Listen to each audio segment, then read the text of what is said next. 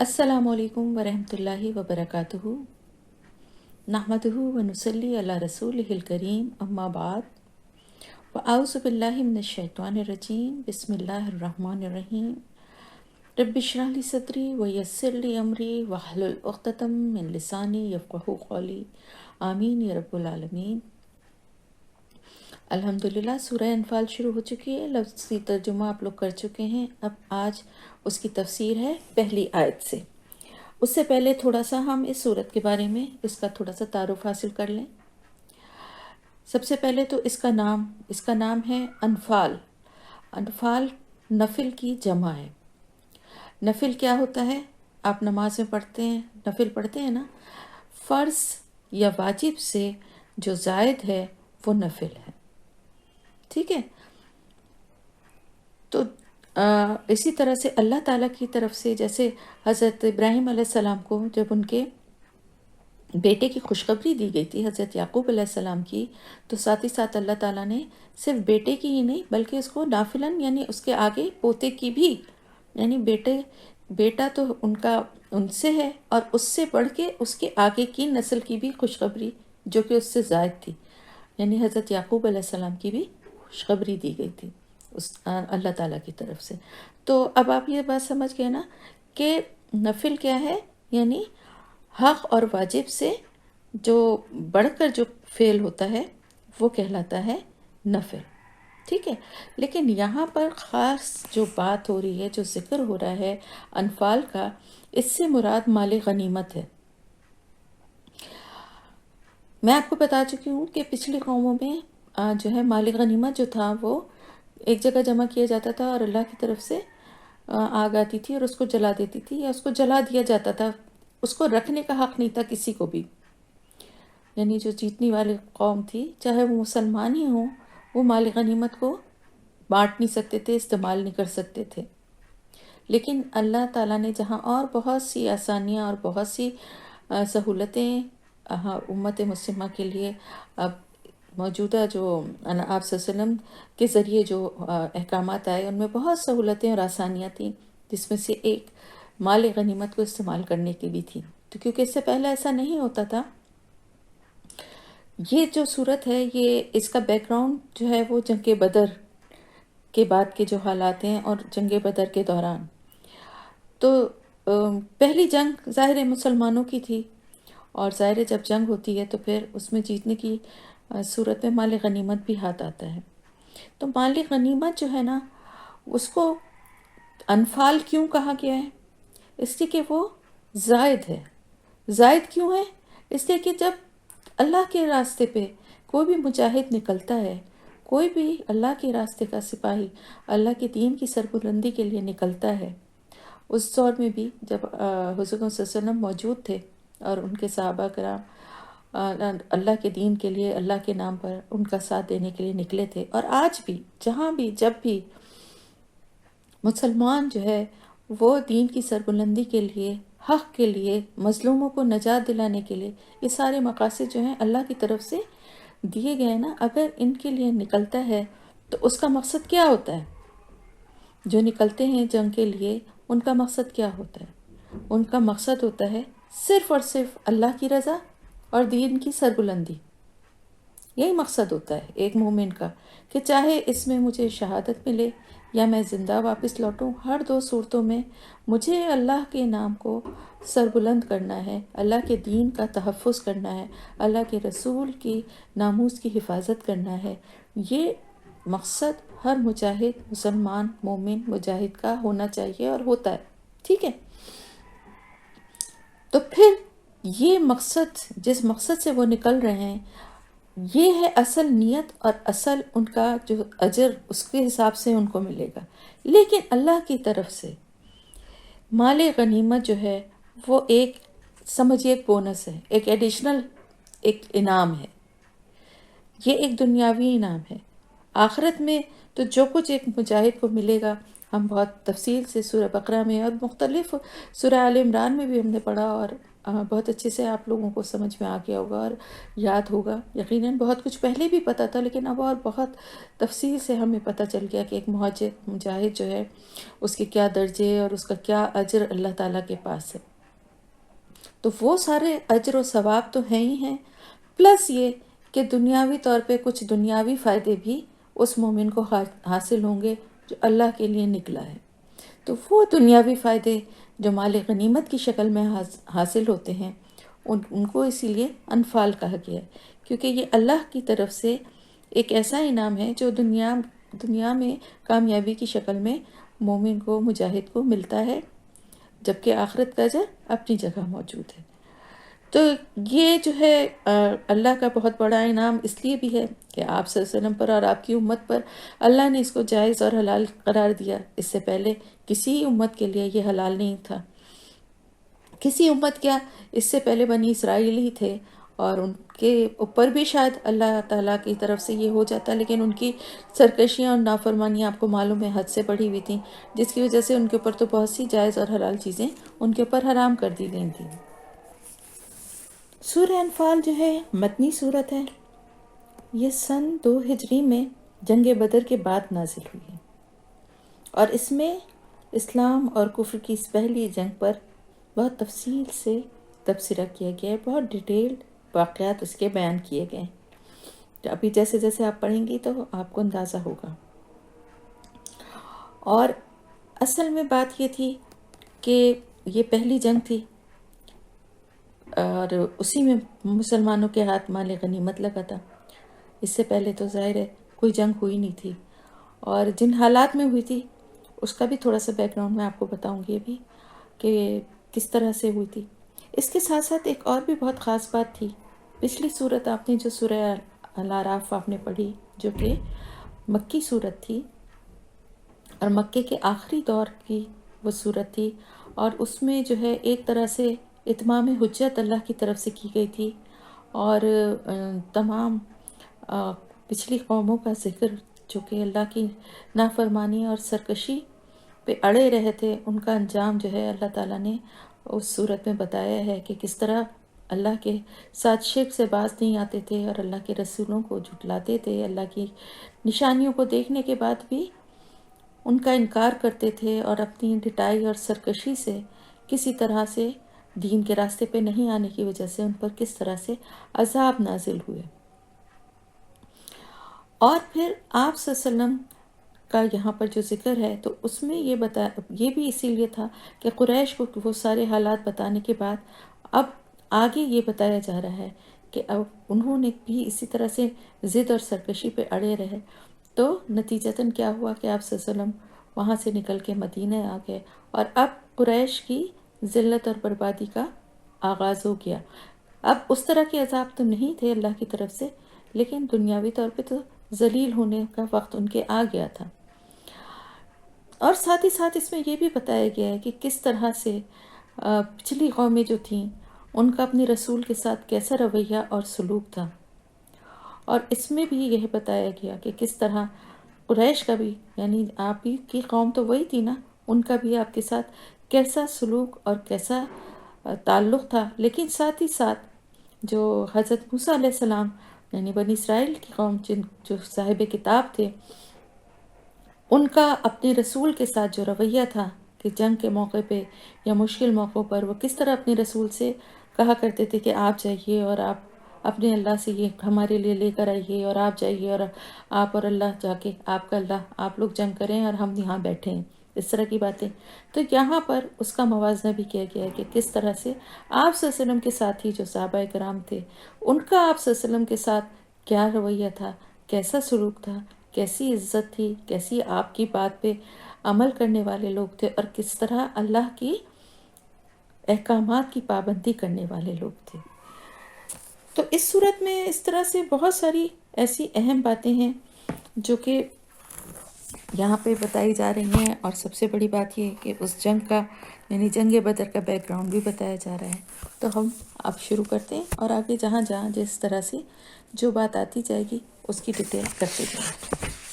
یہ سلونہ کا وہ سوال کرتے ہیں آپ سے انل انفال انفال کے بارے میں، غنیمتوں کے بارے میں، قل الانفال للہ والرسول، کہہ دیجئے کہ غنیمتیں ہیں اللہ کے لیے اور اس کے رسول کے لیے۔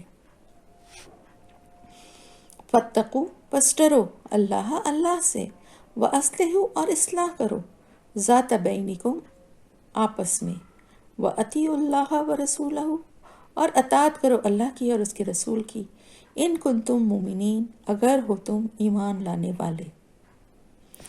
سب سے پہلا جو ہے وہ سوال صحابہ کرام کے دل میں یہ آیا کہ جنگ جیتنے کی بعد جو مال غنیمت ہاتھ لگا تو کہ اب اس کا کیا ہوگا، اس کو کیا کیا جائے گا، کیونکہ میں نے بتایا نا پچھلے قومیں میں تو اس کو رکھنے کا حق نہیں ہوتا تھا۔ تو اللہ تعالیٰ فرما رہا ہے کہ آپ صلی اللہ علیہ وسلم سے فرما رہا ہے کہ آپ صلی اللہ علیہ وسلم ان لوگوں کو بتا دیجئے، ان سے کہہ دیجئے کہ مالی غنیمت جو ہے یہ اللہ اور اس کے رسول کے لیے ہے، یہ ان کا حق ہے۔ ان پہ حق کس کا ہے؟ اللہ کا اور اللہ کے رسول کا۔ بس اللہ سے ڈرو اور اپنی اصلاح کرو آپس میں، یعنی کس طرح اصلاح کرو آپس میں؟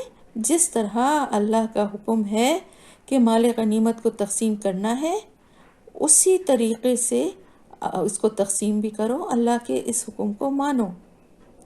وَأَطِیعُوا اللَّهَ وَرَسُولَهُ، اور اطاعت کرو اللہ کی اور اس کے رسول کی اگر تم ایمان والے ہو۔ اصل میں ہوا یہ کہ جب جنگ بدر ہوئی تو پہلا موقع تھا مسلمانوں کے لیے جنگ کا، اور اس کی جو اس کے طور طریقے، جو اس کے کس طرح سے تقسیم اور کس طرح جنگ میں کیا، اس کے بعد کیا ہوتا ہے، کس طرح ہوتا ہے، یہ سب پہلے معاملات تھے نا۔ اور صحابہ کرام جو تھے بے شک بہت بہترین انسان تھے، اور لیکن بہرحال انسان تھے تو کچھ معاملات میں ان میں بھی آپس میں تنازع ہو جاتا تھا، کبھی ایک دوسرے سے الجھ بھی جاتے تھے، تو ایسا نہیں تھا۔ اور ابھی ظاہر ہے کچھ ذہن میں پرانی جاہلیت کے تصور جو تھے وہ بھی کچھ لوگوں کے ذہن میں ابھی تک موجود تھے۔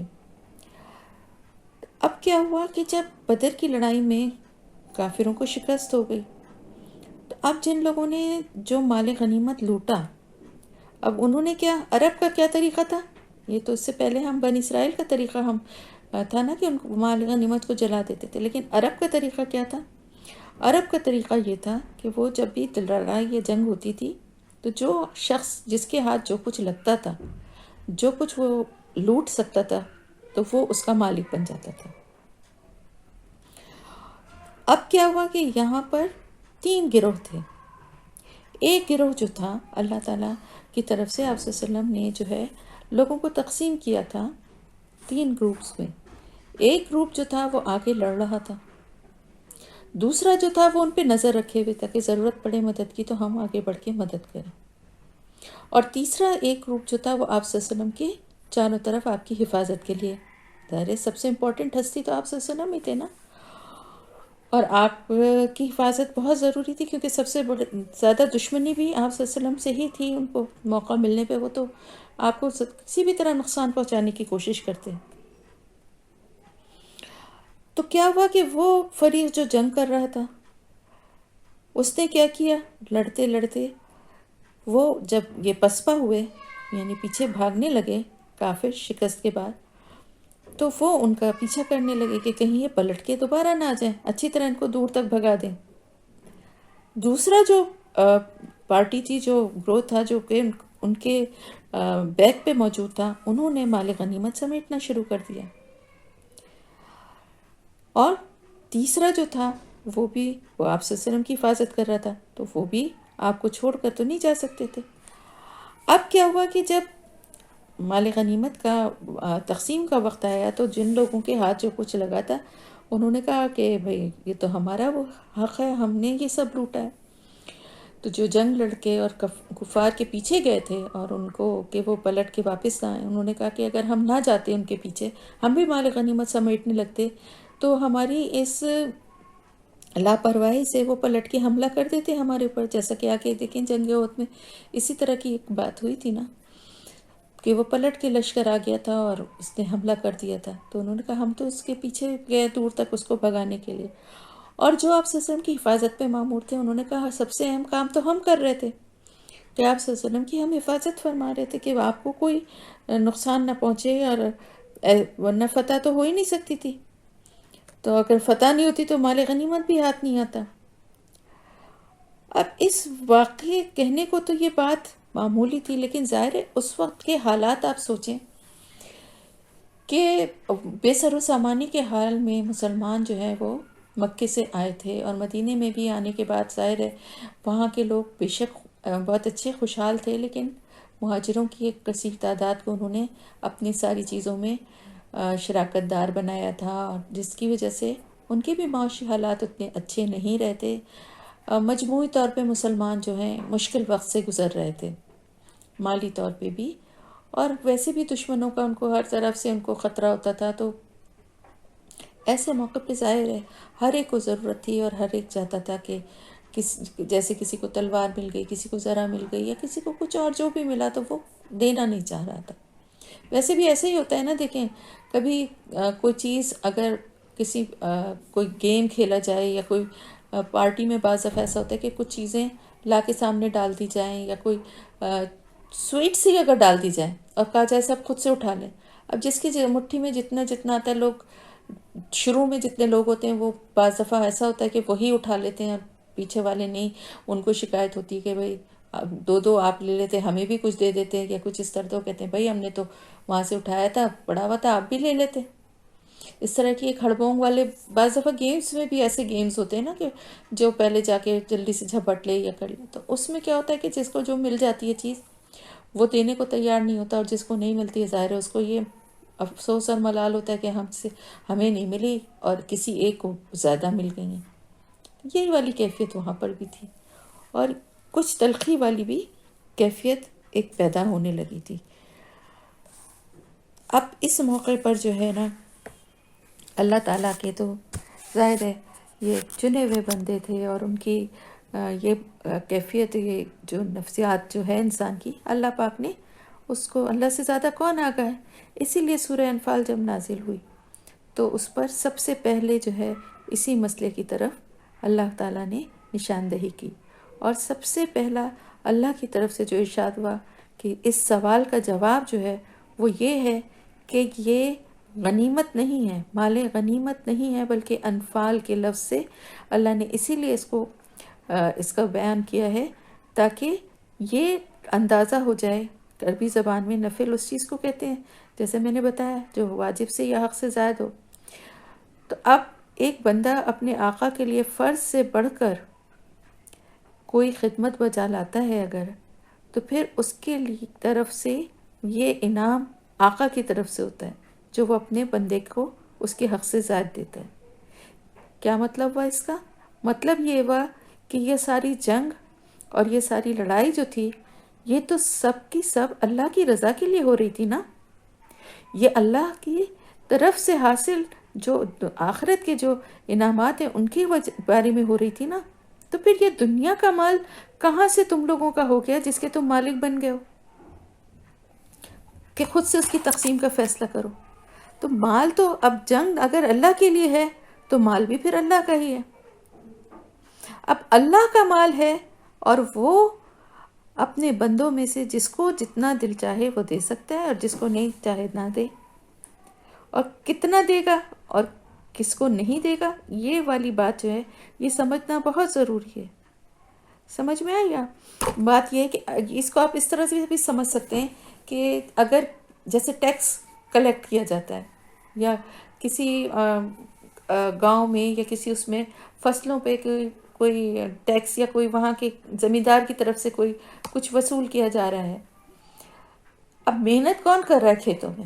کسان کر رہے ہیں نا، لیکن اس مال میں سے حصہ، یا نوکریاں کون کرتا ہے؟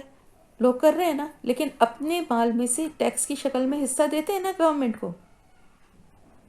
اب اس ٹیکس سے جو کہ لوگوں سے ہی لے کے جمع کیا گیا ہے، اب وہ کس کی ملکیت ہے؟ کیونکہ ملک میں حکومت جس کی ہے تو سارا کام جو ہے وہ اس کے لیے ہی کیا جا رہا ہے۔ اس کو میں دنیاوی لحاظ سے آپ کو سمجھانے کی کوشش کر رہی ہوں، نعوذ باللہ میرا مطلب خدا نخواستہ اس معاملے سے تشبیہ دینا نہیں ہے، لیکن آپ کو سمجھ میں آ جائے اس لیے میں ایکسپلین کر رہی ہوں کہ اب اگر گورنمنٹ کے انڈر رہتے ہوئے آپ نے جو کچھ بھی کر رہے ہیں نا، تو یہ سب ملک کیونکہ گورنمنٹ کے انڈر چل رہا ہے تو یہ سارا کام ہو رہا ہے.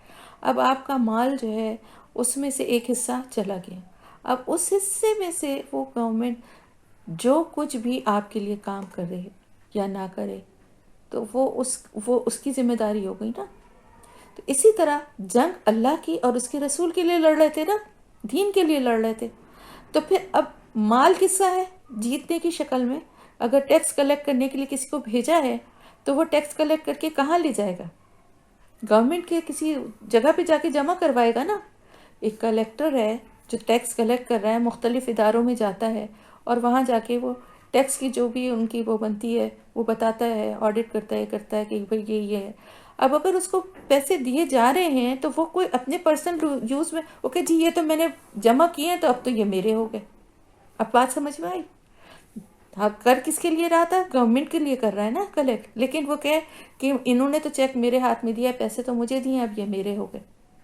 ایگزیکٹلی یہی بات کہ جنگ اللہ اور اس کے رسول کے لیے کر رہے تھے تو پیسہ کس کا ہے؟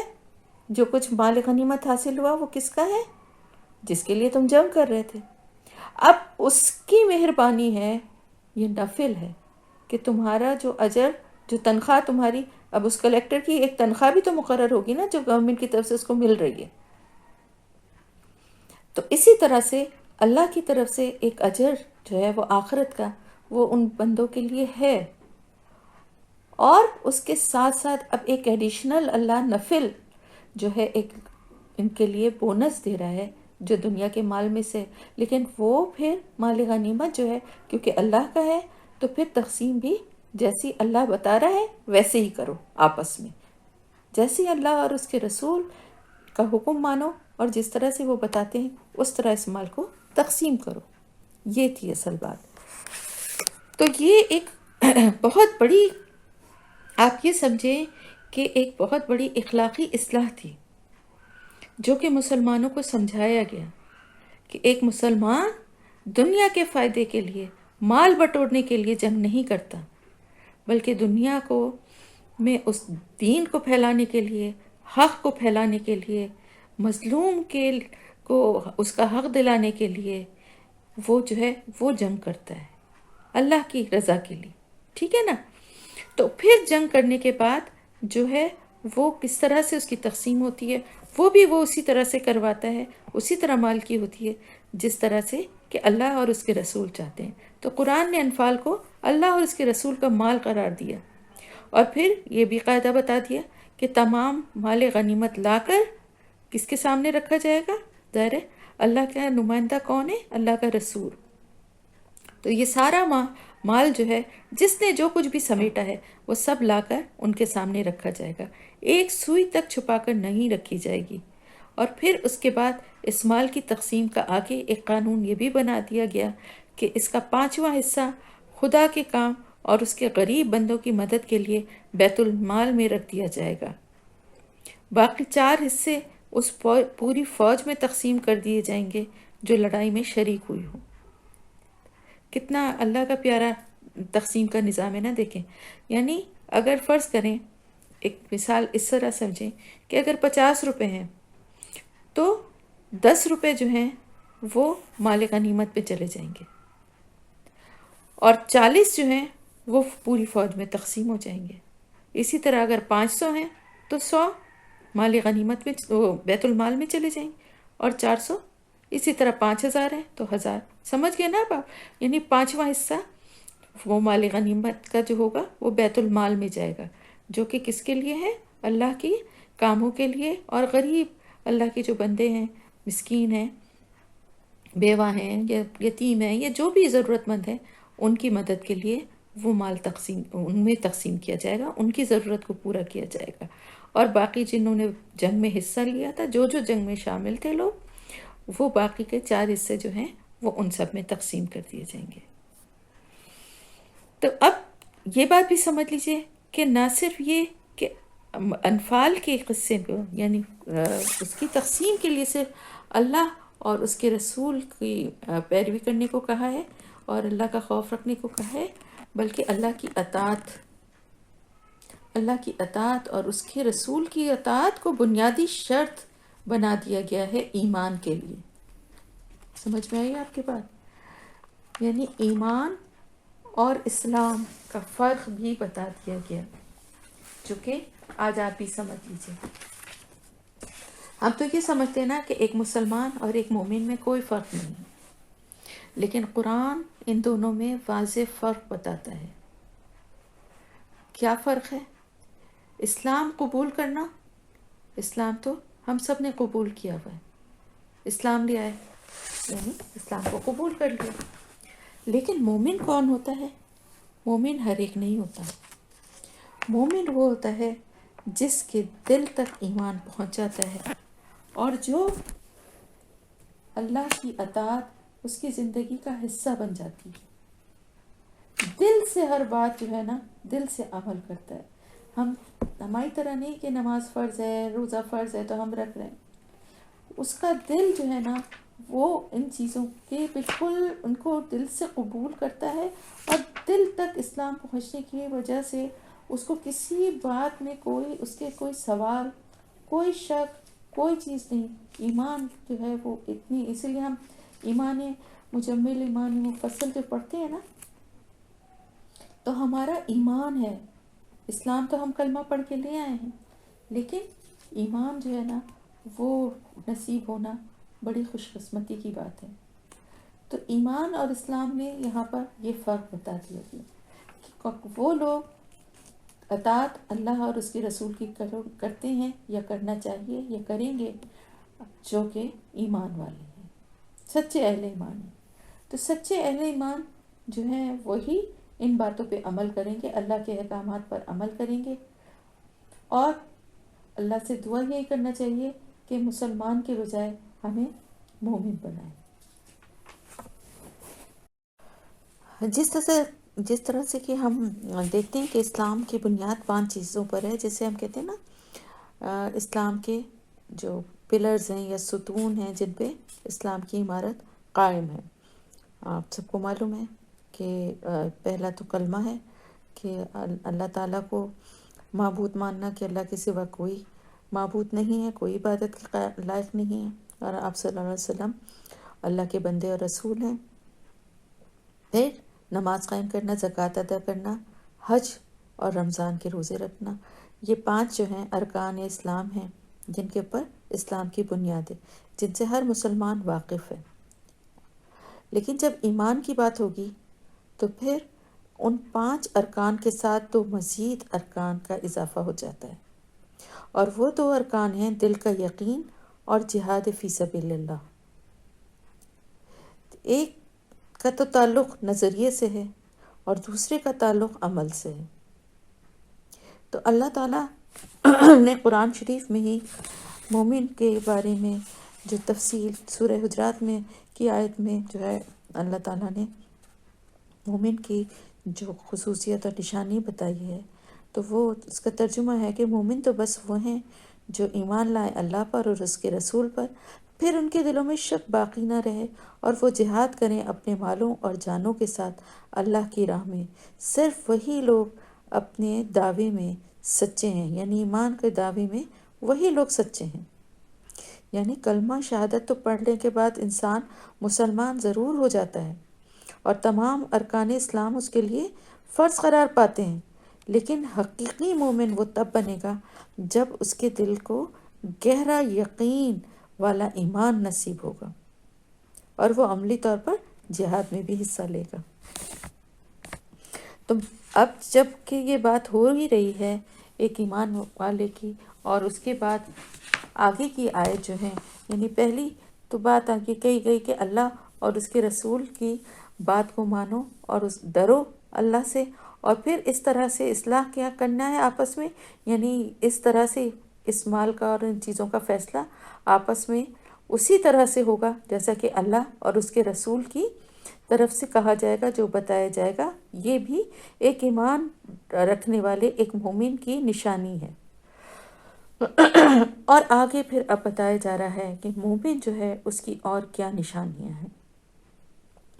انما بے شک المومنون مومن الذین وہ لوگ ہیں اذا ذکرا اذا جب ذکر اللہ ذکر کیا جاتا ہے اللہ کا وجلت ڈر جاتے ہیں کانپ جاتے ہیں قلوبہم دل ان کے واذا اور جب تلیت پڑھی جاتی ہیں علیہم ان پر آیات اس کی زادتہم ایمانا زیادہ ہو جاتا ہے ان کا ایمان بڑھ جاتا ہے ان کا ایمان ان کے ایمان کو اور زیادہ بڑھا دیتی ہیں وہ آیات وہ علی ربہم اور اپنے رب پر یتوکلون وہ توکل کرتے ہیں الذین وہ لوگ جو یقیمون الصلاۃ قائم کرتے ہیں نماز و مما اور اس میں سے جو رزقناہم رزق دیا ہم نے انہیں ینفقون وہ خرچ کرتے ہیں اولئک هم المؤمنون یہی لوگ ہیں وہ مومن ہیں حقا سچے لہم ان کے لیے درجات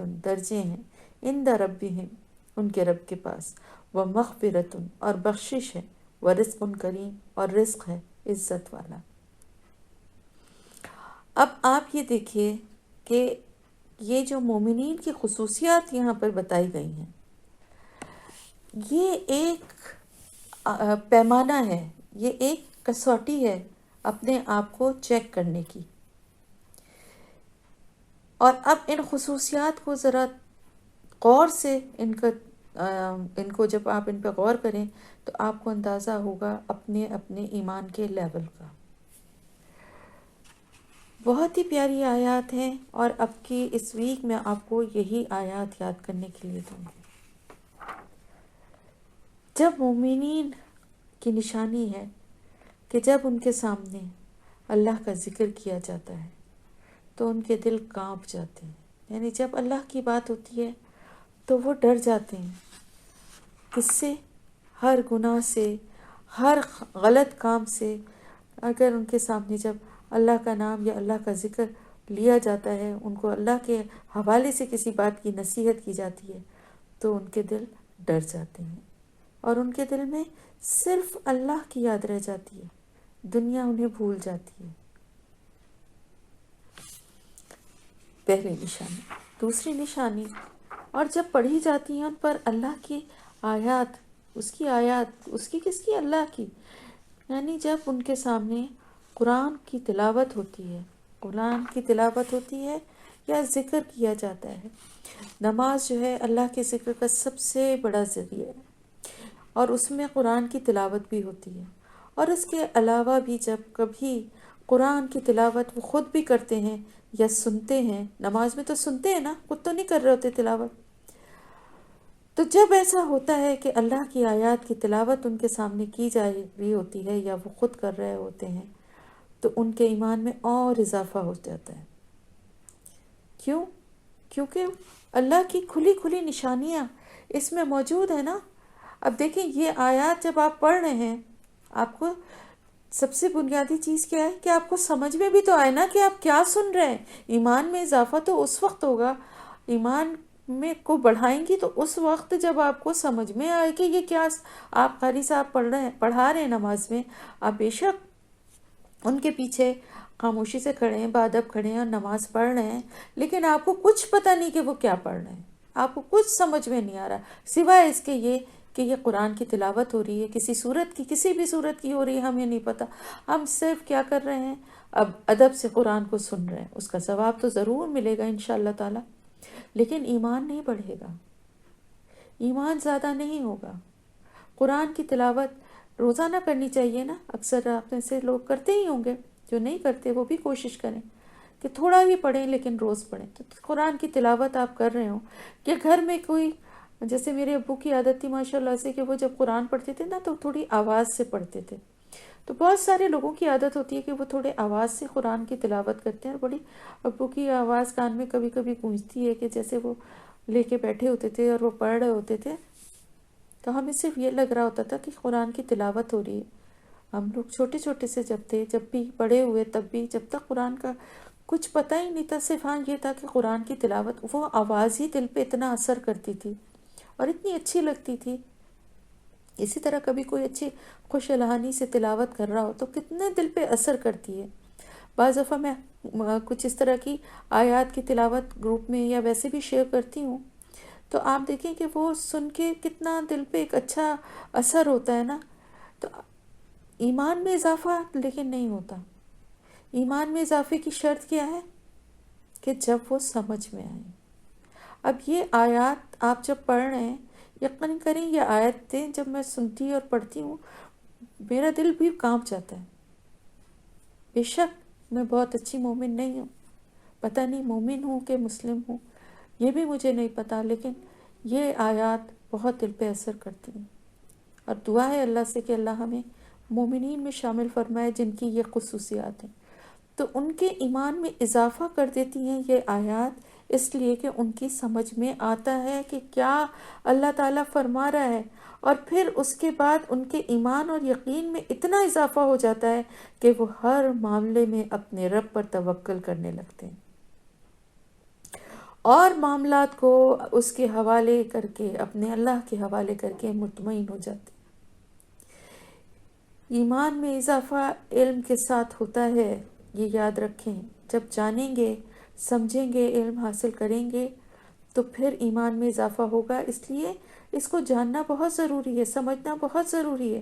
قرآن کو کھولیں، بار بار ترجمے کو پڑھیں، سمجھیں، پھر کہیں پر لگے کہ اور ضرورت ہے تو اور سمجھیں، غور کریں، اپنے طور پہ بھی کریں. صرف تفسیر کو سن کے یہ نہ سمجھیں کہ سب کچھ ہم نے سیکھ لیا، جان لیا، بلکہ ہر انسان کو دعوت دے رہا ہے یہ قرآن.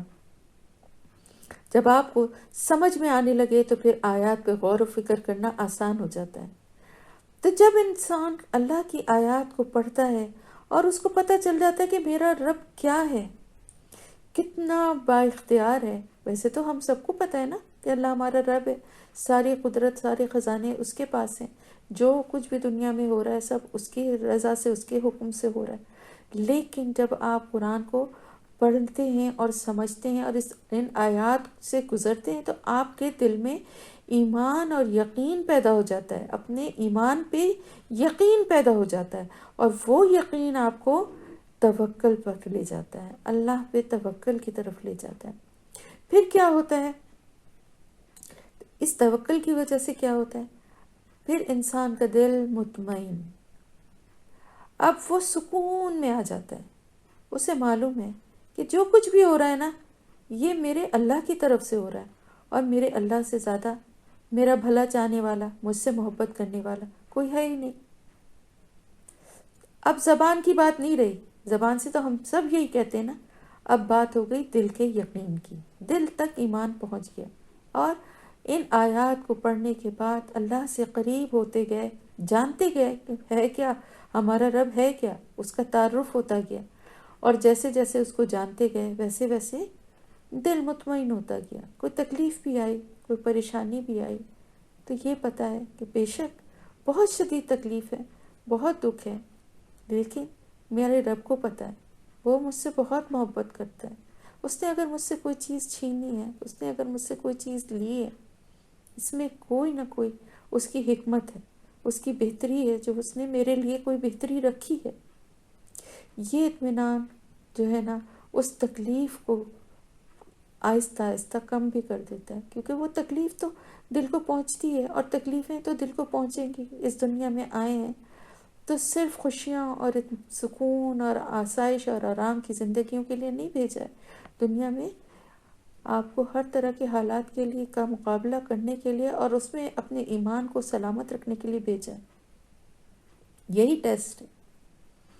تو پھر اپنے رب پہ جیسے جیسے اعتماد ہوتا جاتا ہے، یہی ہے ایمان، اللہ پہ اتنا بھروسہ اور اعتماد، تو پھر انسان کا دل مطمئن ہوتا جاتا ہے کہ میرا رب ہر چیز پہ قادر ہے، اور وہ میرا رب ہے، وہ میرے لیے برا کر ہی نہیں سکتا. جیسے اپنے ماں باپ پہ کیسا ہمیں یقین ہوتا ہے، اگر امی ڈانٹتی ہیں کسی چیز کے لیے یا ابو منع کرتے ہیں وقتی طور پہ کتنا برا لگتا ہے، لیکن ریئلائز کرتے ہیں نا ہمارے ہی بھلے کے لیے تھا، ہمارے ہی فائدے کے لیے تھا.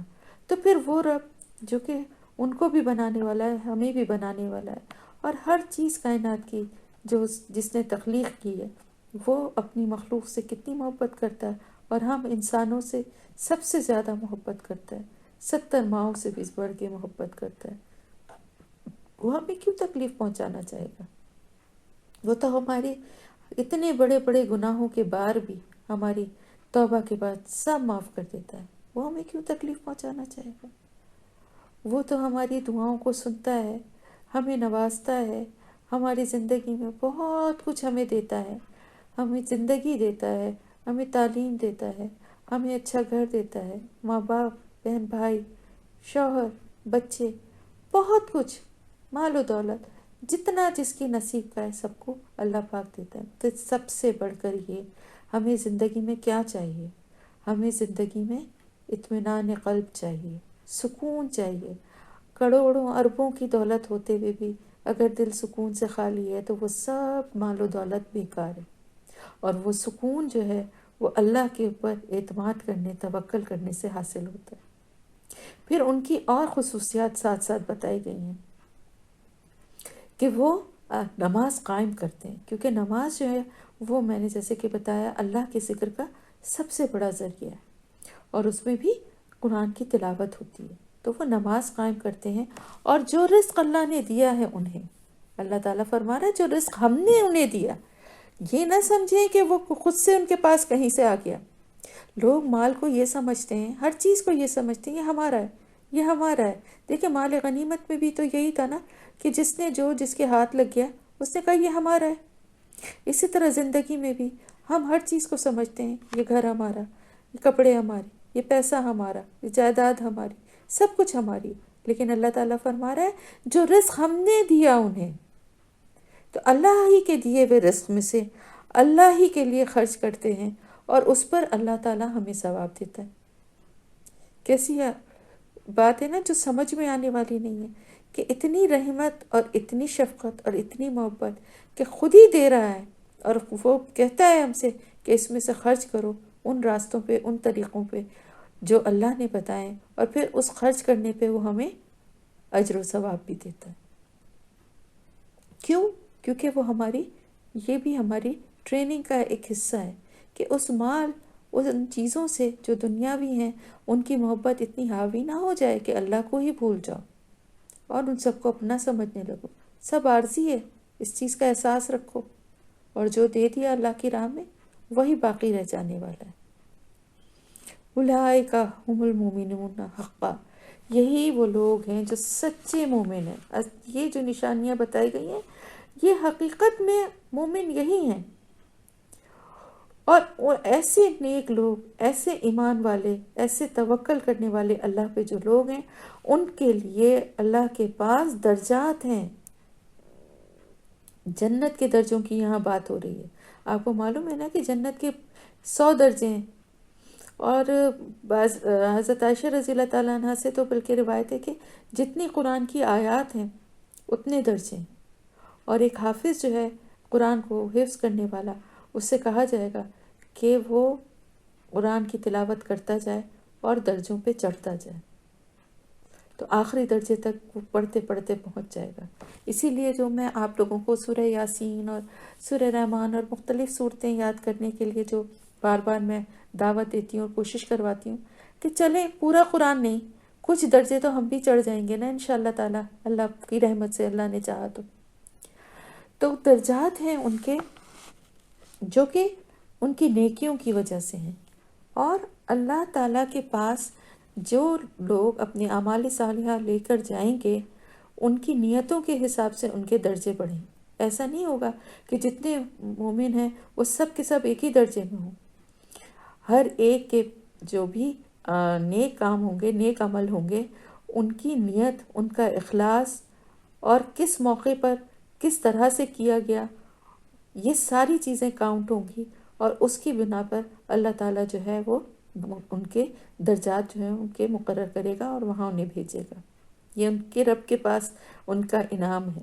دنیا میں جن لوگوں نے یہ سب کام کیے ہیں، یعنی اللہ کی آیات کو سنتے تھے، اللہ کے ذکر سے کانپ جاتے تھے، یاد آ جاتا تھا اللہ تو ڈر جاتے تھے۔ ہم ڈرتے ہیں کسی بھی غلط کام کو کرتے ہوئے جائزہ ہم سب کو اپنا لینا ہے۔ اللہ کی آیات پڑھی جاتی تھی تو ان کا ایمان بڑھ جاتا تھا اور اپنے اللہ پر ہی وہ توکل کرتے تھے، ساتھ ہی ساتھ نماز قائم کرتے تھے۔ اللہ نے جو رزق دیا تھا، رزق میں نے آپ کو بتایا تھا نا، سب کچھ آ جاتا ہے، مال، اسباب، اولاد، سب کچھ آ جاتا ہے، یہ سب رزق ہے، اس میں سے وہ خرچ کرتے ہیں۔ تو جب یہ سب کچھ کرنے کے بعد اللہ کے پاس پہنچتے ہیں تو پھر ان کے درجے ہیں، ان کی نیکیوں اور ان کی نیتوں کے حساب سے، جو بھی درجہ ملے گا ان کی نیت اور کوشش کے حساب سے ملے گا۔ اور پھر ساتھ ہی ساتھ نہ صرف یہ کہ درجے ہیں جنت کے، بلکہ ان کے لیے بخشش بھی ہے۔ کیونکہ دیکھیں کتنے بھی نیک ہوں، کتنے بھی اچھے عمل کرنے والے لوگ ہیں، کبھی نہ کبھی کچھ غلطیاں بھی ہو جاتی ہیں، کچھ گناہ بھی ہو جاتے ہیں، تو اللہ تعالیٰ ایسے نیک لوگوں کے لیے جو ان ساری باتوں پر عمل کرتے تھے، دنیا میں پوری کوشش کرتے تھے کہ اللہ کی راہ پہ چلنے کے پورے اخلاص کے ساتھ باعمل ہو جائیں، کوئی گناہ کرتے ہوئے ڈرتے تھے، مگر انسان ہونے کے ناطے کچھ نہ کچھ غلطیاں یا گناہ ان سے ہو ہی گئے، تو پھر انشاءاللہ تعالیٰ اللہ ان کے ساتھ مغفرت کا معاملہ فرمائیں گے۔ جو ڈھیٹ نہیں تھے، جو جان بوجھ کے گناہ کو پھر بھی کرنے والے نہیں تھے، بلکہ بچنے کی کوشش کرتے ہوئے، اللہ کے راستے پہ چلنے کی کوشش کرتے ہوئے، پھر بھی انسان ہونے کے ناطے کہیں پہ لڑکھڑا گئے، کہیں پہ بہک گئے، تو ان کے ساتھ اللہ مغفرت کا معاملہ فرمائیں گے۔ اور پھر ساتھ ہی ساتھ وہ رزق کریم، عزت والا رزق، جنت کا رزق جو ہے نا وہ رزق کریم ہے۔ دنیا کے رزق کی یہاں بات نہیں ہو رہی، بلکہ یہ جنت کے رزق کی بات ہو رہی ہے کہ وہاں وہ رزق دیے جائیں گے اپنے رب کی طرف سے۔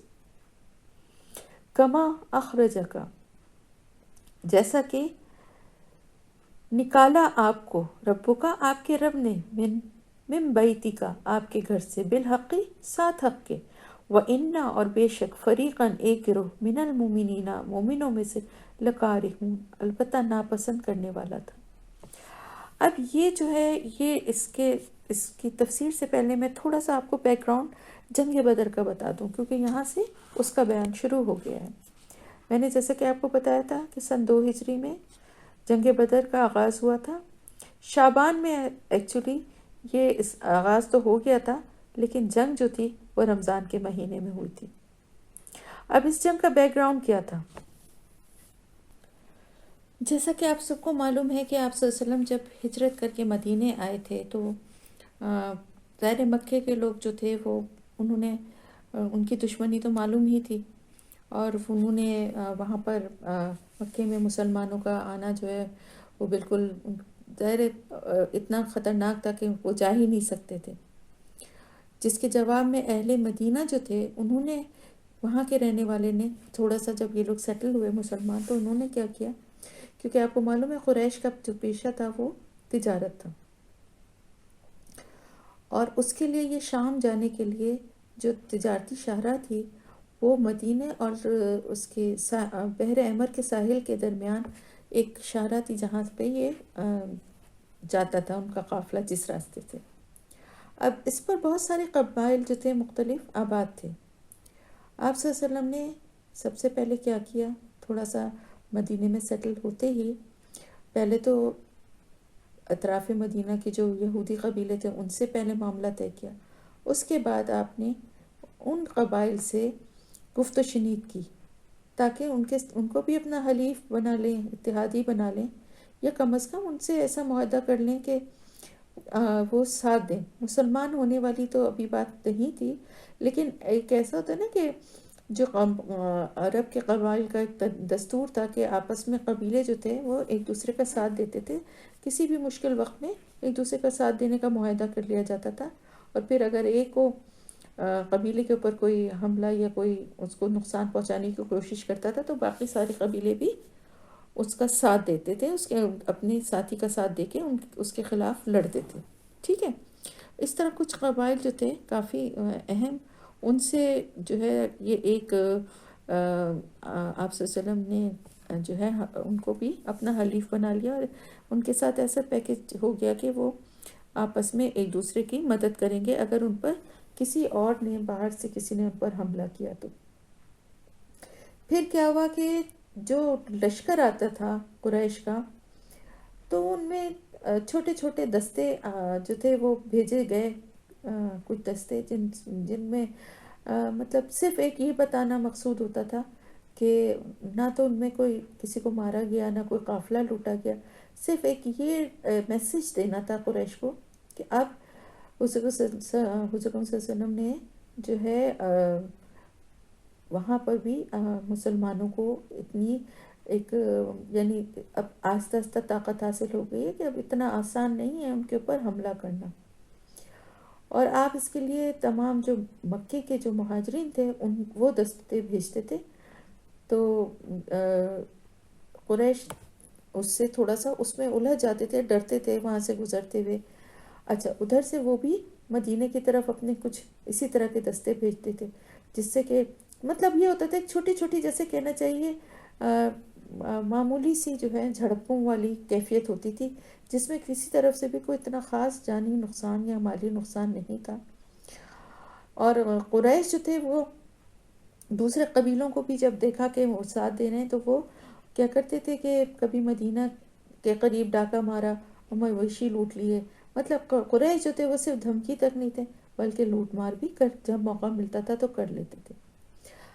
یہاں تک حالات کی سچویشن پہنچنے کے بعد شعبان میں 2 ہجری میں قریش کا ایک بہت بڑا قافلہ، تجارتی قافلہ، جس کے ساتھ تقریباً 50,000 اشرفی کا مال تھا،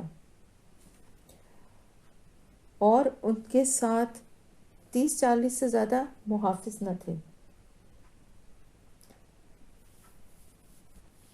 شام سے جب وہ مکے کی طرف پلٹتے ہوئے اس علاقے میں پہنچے جو مدینہ کی زد میں تھا، تو کیونکہ مال زیادہ تھا، محافظ کم تھے، اور پچھلے حالات جو چل رہے تھے نا کہ مطلب کبھی ان وہاں سے مدینے سے جو ہے مسلمانوں کے ایک دستہ آ کے حملہ قافلوں پہ کرتا تھا اور ان کو تھوڑا دھمکاتے تھے، تو اس بنا پہ ان کو یہ اب خطرہ ہوا کہ کہیں کوئی طاقتور مسلمانوں کا دستہ جو ہے یہاں آ کے اس پر چھاپا نہ مارے، اور یہ مال تو بہت زیادہ تھا، یہ کہیں نہ لوٹ لیا جائے. سردار قافلہ جو تھے وہ ابو سفیان تھے.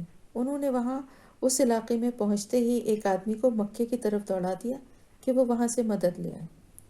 اس شخص نے مکے پہنچتے ہی عرب کے قدیم قاعدے کے مطابق اپنے اونٹ کے کان کاٹے، اس کی ناک چیر دی، کجاوے کو الٹ دیا. یہ مطلب یہ تھا کہ بہت اس کا مطلب یہ ہوتا تھا کہ انتہائی کوئی خطرناک پریشانی کی اور بہت ہی کوئی جان کو سخت خطرے والی بات ہے. اور اپنی قمیص کو آگے پیچھے سے پھاڑ کر شور مچانا شروع کر دیا.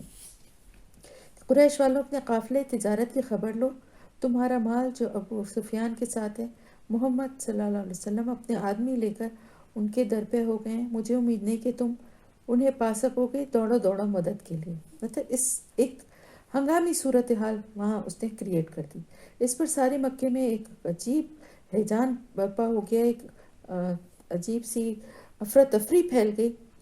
اور ویسے بھی ان کے جو ہے دل میں تو یہ تھی ہی بات کہ کسی طرح سے مدینے میں اور مسلمانوں کو کے اوپر حملہ کر کے اور ان کو بالکل ہی ان کی جو رہی سہی وہ ہے اس کو بھی کچل دیں، کیونکہ یہ چیز تو وہ مکے میں بھی چاہتے تھے، لیکن مکے سے مسلمانوں کا نکل جانا انہیں ایک طرح سے بہت کھلتا تھا. تو قریش کے تمام بڑے بڑے سردار جو تھے نا وہ اس جنگ کے لیے تیار ہو گئے. کہا جاتا ہے کہ 950 سوار تھے، جس میں سے 600 ذرہ پوش تھے. ذرہ پوش کیا مطلب ہوتا ہے؟ یعنی جو وہ ایک لوہے کا جو لباس نہیں ہوتا سر سے پاؤں تک جو پہنا جاتا ہے، اتنا کمپلیٹ لباس جو لوہے کا تھا وہ پہنے ہوئے بھی 600 سردار تو وہ تھے. اس میں بڑے بڑے سردار اس لشکر میں شامل تھے. ابو جہل بھی اسی میں تھا، اور سوائے ابو لہب کے. ابو لہب نے اپنے بدلے جو ہے وہ کچھ مال بھی دے دیا تھا اور کسی اور کو لڑنے کے لیے بھیج دیا تھا، وہ اس میں شامل نہیں ہوا تھا. اس کے علاوہ 100 جو تھے سوار وہ اس کے علاوہ ان کے ساتھ تھے، یعنی یہ تقریباً 1000 جو لوگ تھے ان کا یہ لشکر تیار ہو کے مدینے کی طرف انہوں نے حملے کی نیت سے یہ نکلے تھے. یہ اس واقعے کے طرف اشارہ ہے. ٹھیک ہے. اب اللہ تعالیٰ فرما رہا ہے کہ یہ فیصلہ کیونکہ اللہ نے فرمایا تھا کہ آپ صلی اللہ علیہ وسلم کو بدر کے دن جو اخرجہ کا ربو کا آپ کے رب نے نکالا آپ کو آپ کے گھر سے کہاں جانے کے لیے، بدر کے میدان میں. انہوں نے وہ قافلہ جو تھا وہ آ کر میدان مکے مدینے سے باہر نکل کے ایک مقام تھا بدر کا، وہاں میدان تھا، اس میں وہ قافلہ آ کر وہاں ٹھہر گیا. اور اللہ کے حکم سے اللہ تعالیٰ نے جیسا کہ فرمایا تھا تو آپ صلی اللہ علیہ وسلم جو ہیں اپنے ساتھیوں کو لے کر اپنے یعنی اللہ تعالیٰ فرما رہا ہے بالحق، حق کے ساتھ، کیونکہ یہ اللہ کا فیصلہ تھا تو حق کے ساتھ تھا. اور اب اس وقت کیا تھی، دو سچویشن تھی. یعنی وہ قافلہ جو تھا ایکچولی ہوا یہ تھا کہ قافلے کی بھی خبر کیونکہ مل گئی تھی تو اب ایک تیاری یہ ہوئی تھی کہ جا کے قافلے کو پہ حملہ کر کے اور ان کو لوٹنے کی وہ تھی. تو کیونکہ ظاہر ہے اتنا بڑا ان کے پاس جو 50,000 جیسے میں نے بتایا اشرفیاں تھیں، اور اس میں سے زیادہ تر جو تھا مال وہ جو مہاجرین جو مکے کو چھوڑ کر مدینہ ہجرت کر کے آ گئے تھے تو ان کے مال سے بھی یہ تجارت کی گئی تھی. تو ایک طرح سے اس میں ان کے بھی پیسے اور ان کا بھی مال لگا ہوا تھا. اور پھر جیسا کہ قاعدہ تھا قریش کا، ظاہر پورے کے پورے تو سارے لوگ نہیں چلے جاتے تھے تجارت کے لیے، باقی لوگ جو وہاں رہتے ہوئے اپنا مال ان کے حوالے کر دیتے تھے. تو کافی لوگوں کا مطلب مال اس میں تھا اور بہت بڑی، یعنی 50,000 اشرفیاں کوئی معمولی بات نہیں تھی. تو یہ ہوا کہ نکل رہے تھے یہ لوگ، ارادہ یہ تھا کہ اس قافلے پہ حملہ کیا جائے گا اور اس کو لوٹا جائے گا. لیکن کیا ہوا کہ وہاں کیونکہ انہوں نے اپنی جان بچانے کے لیے مکے میں خبر کر دی اور وہاں سے لشکر روانہ ہو گیا. تو اب اس موقع پہ کیا ہوا کہ کچھ لوگ جو ہے نا، اس میں ہے نا کہ ایک گروہ جو تھا مومنین کا وہ اس کو ناپسند کرنے والا تھا، کیونکہ وہ کیا چاہتے تھے، وہ یہ چاہتے تھے کہ قافلے پہ جا کر حملہ کریں تاکہ یہ ہے کہ مال و اسباب ہاتھ آئے گا. اور اللہ تعالیٰ کیا فرما رہے ہیں کہ اللہ نے آپ کو صلی اللہ علیہ وسلم کو بدر کے دن، یعنی اس دن جو نکالا تھا آپ کے گھر سے، وہ حق کے ساتھ تھا. یعنی اصل بات، سچی بات، حق کی بات جو تھی وہ یہی تھی کہ قافلے کو لوٹنے کے بجائے لشکر سے مقابلہ کیا جائے. کیوں؟ اس لیے کہ یہ اللہ کا فیصلہ تھا اور اللہ تعالیٰ زیادہ بہتر جانتا ہے نا کہ کس فیصلے کا آگے جا کے کیا انجام ہونے والا ہے. تو اس لیے یہ بات کہی جا رہی ہے، کیونکہ دیکھیں وہی والی بات یہاں پہ پھر آ گئی کہ مومن تھے اور صحابہ تھے، ظاہر ہے بہت ہم سے بہت برتر انسان تھے، لیکن انسان تھے نا، تو انسانوں کو جو چیز اٹریکٹ کرتی ہے اور وہ کیا ہے، مال و اسباب ہے. آسان تھا نا، ایک قافلے پہ حملہ کیا جائے، اس کو لوٹا جائے، زیادہ مخالفت بھی نہیں ہوگی. ظاہر 50-60 سوار ان کی حفاظت کے لیے تھے، ان کا مقابلہ کرنا بھی اتنا مشکل نہیں، اور بدلے میں مال و اسباب بہت زیادہ ملنے والا ہے. تو بظاہر کیا لگ رہا تھا کہ اس میں زیادہ فائدہ ہے کہ قافلے کو جا کے لوٹا جائے. لیکن اللہ کا کیا فیصلہ تھا کہ جنگ کی جائے، اس لشکر سے مقابلہ کیا جائے. تو اب آپ یہ دیکھیں نا کہ یہاں پر پہلے ہی بات کیا کہہ دی گئی کہ اللہ اور اس کے رسول کی اطاعت کرو، کیونکہ ہر موقع پر بحث مباحثہ یا ہر ایک سے رائے لینا یہ ضروری نہیں ہوتا. ایسا موقع نہیں ہوتا کہ ایک لیڈر جو ہے وہ ہر موقع پر ہر ایک کی رائے لے. بہت سے ایسے بھی موقع آتے ہیں جنگ کے دوران، یا ایسی حکمت عملی بنانی پڑتی ہے کہ جس پہ ایک لیڈر صرف آرڈر دیتا ہے اپنی پلاننگ کے حساب سے، اور باقی جو اس کے انڈر کام ہیں جو جنگ لڑ رہے ہوتے ہیں ان کو اس کو فالو کرنا ہوتا ہے، اس پہ عمل کرنا ہوتا ہے. ٹھیک ہے، تو ہمارے لیے پوری زندگیوں میں، ہمارے صرف جنگ کے موقع پہ نہیں بلکہ زندگی کے ہر معاملے میں اللہ اور اس کے رسول کی اطاعت اسی طرح فرض ہے کہ جہاں اللہ اور اس کے رسول کا حکم آ جائے وہاں پر اور کسی کی بات کی کوئی اہمیت نہیں ہے. تو اللہ تعالیٰ فرما رہا ہے کہ ان میں سے کچھ جو تھے وہ تو قریش سے جنگ کرنے کو ناپسند کر رہے تھے. کیونکہ وہ کیوں ناپسند کر رہے تھے؟ یجادلونک فی الحق، وہ جھگڑتے تھے آپ سے حق کے بارے میں. یعنی جنگ کا فیصلہ جو تھا وہ ایک حق کا فیصلہ تھا، صحیح فیصلہ تھا. حق کا مطلب یہ تھا کہ صحیح تھا، ایسے ہی ہونا چاہیے تھا. یہ بعد میں اندازہ ہوا نا، لیکن وہ کیا جھگڑ رہے تھے، کیوں جھگڑ رہے تھے؟ بعد اما تبینہ، بعد اس کی کہ واضح ہو گیا تھا، کأنما گویا کہ یساقون الی الموت وہم ینظرون، کہ وہ ہانکے جا رہے تھے موت کی طرف اور وہ دیکھ رہے تھے. یعنی انہیں تو بظاہر ایسا نظر آ رہا تھا کہ اس لشکر سے اتنے بڑے، آپ دیکھیں نا 313 کیا تعداد ہوتی ہے، اور وہ 313 بھی بے سر و سامان، کسی کے پاس سواری نہیں، کسی کے پاس ہتھیار نہیں، کسی کے ذرہ اور اس طرح کی چیزیں تو تھیں ہی نہیں. تو اس حال میں ایک ایسا لشکر 1000 لوگوں کا کہ جو کہ اسلحے سے لیس، ہر طرح کی مطلب جنگی جو بھی وسائل تھے وہ سب ان کے پاس، اونٹ گھوڑے ہر چیز، مطلب ہر لحاظ سے بظاہر دیکھنے میں کیا نظر آ رہا تھا کہ گویا موت کے منہ میں جا رہے ہیں، موت کی طرف ہکائے جا رہے ہیں. ایسا ہوتا ہے نا بعض دفعہ کہ ایسا لگتا ہے کہ کسی بھی دین پہ چلنے کا، کوئی بھی اللہ کا حکم اتنا مشکل لگ رہا ہوتا ہے کہ لگتا ہے کہ بظاہر ایسا کر لیں گے تو شاید سارے لوگ ہی ہمارے خلاف ہو جائیں گے، ہمیں چھوڑ دیں گے، یا اس پہ عمل کرنے سے تو کوئی ہم کسی چیز میں شامل ہی نہیں ہو سکیں گے.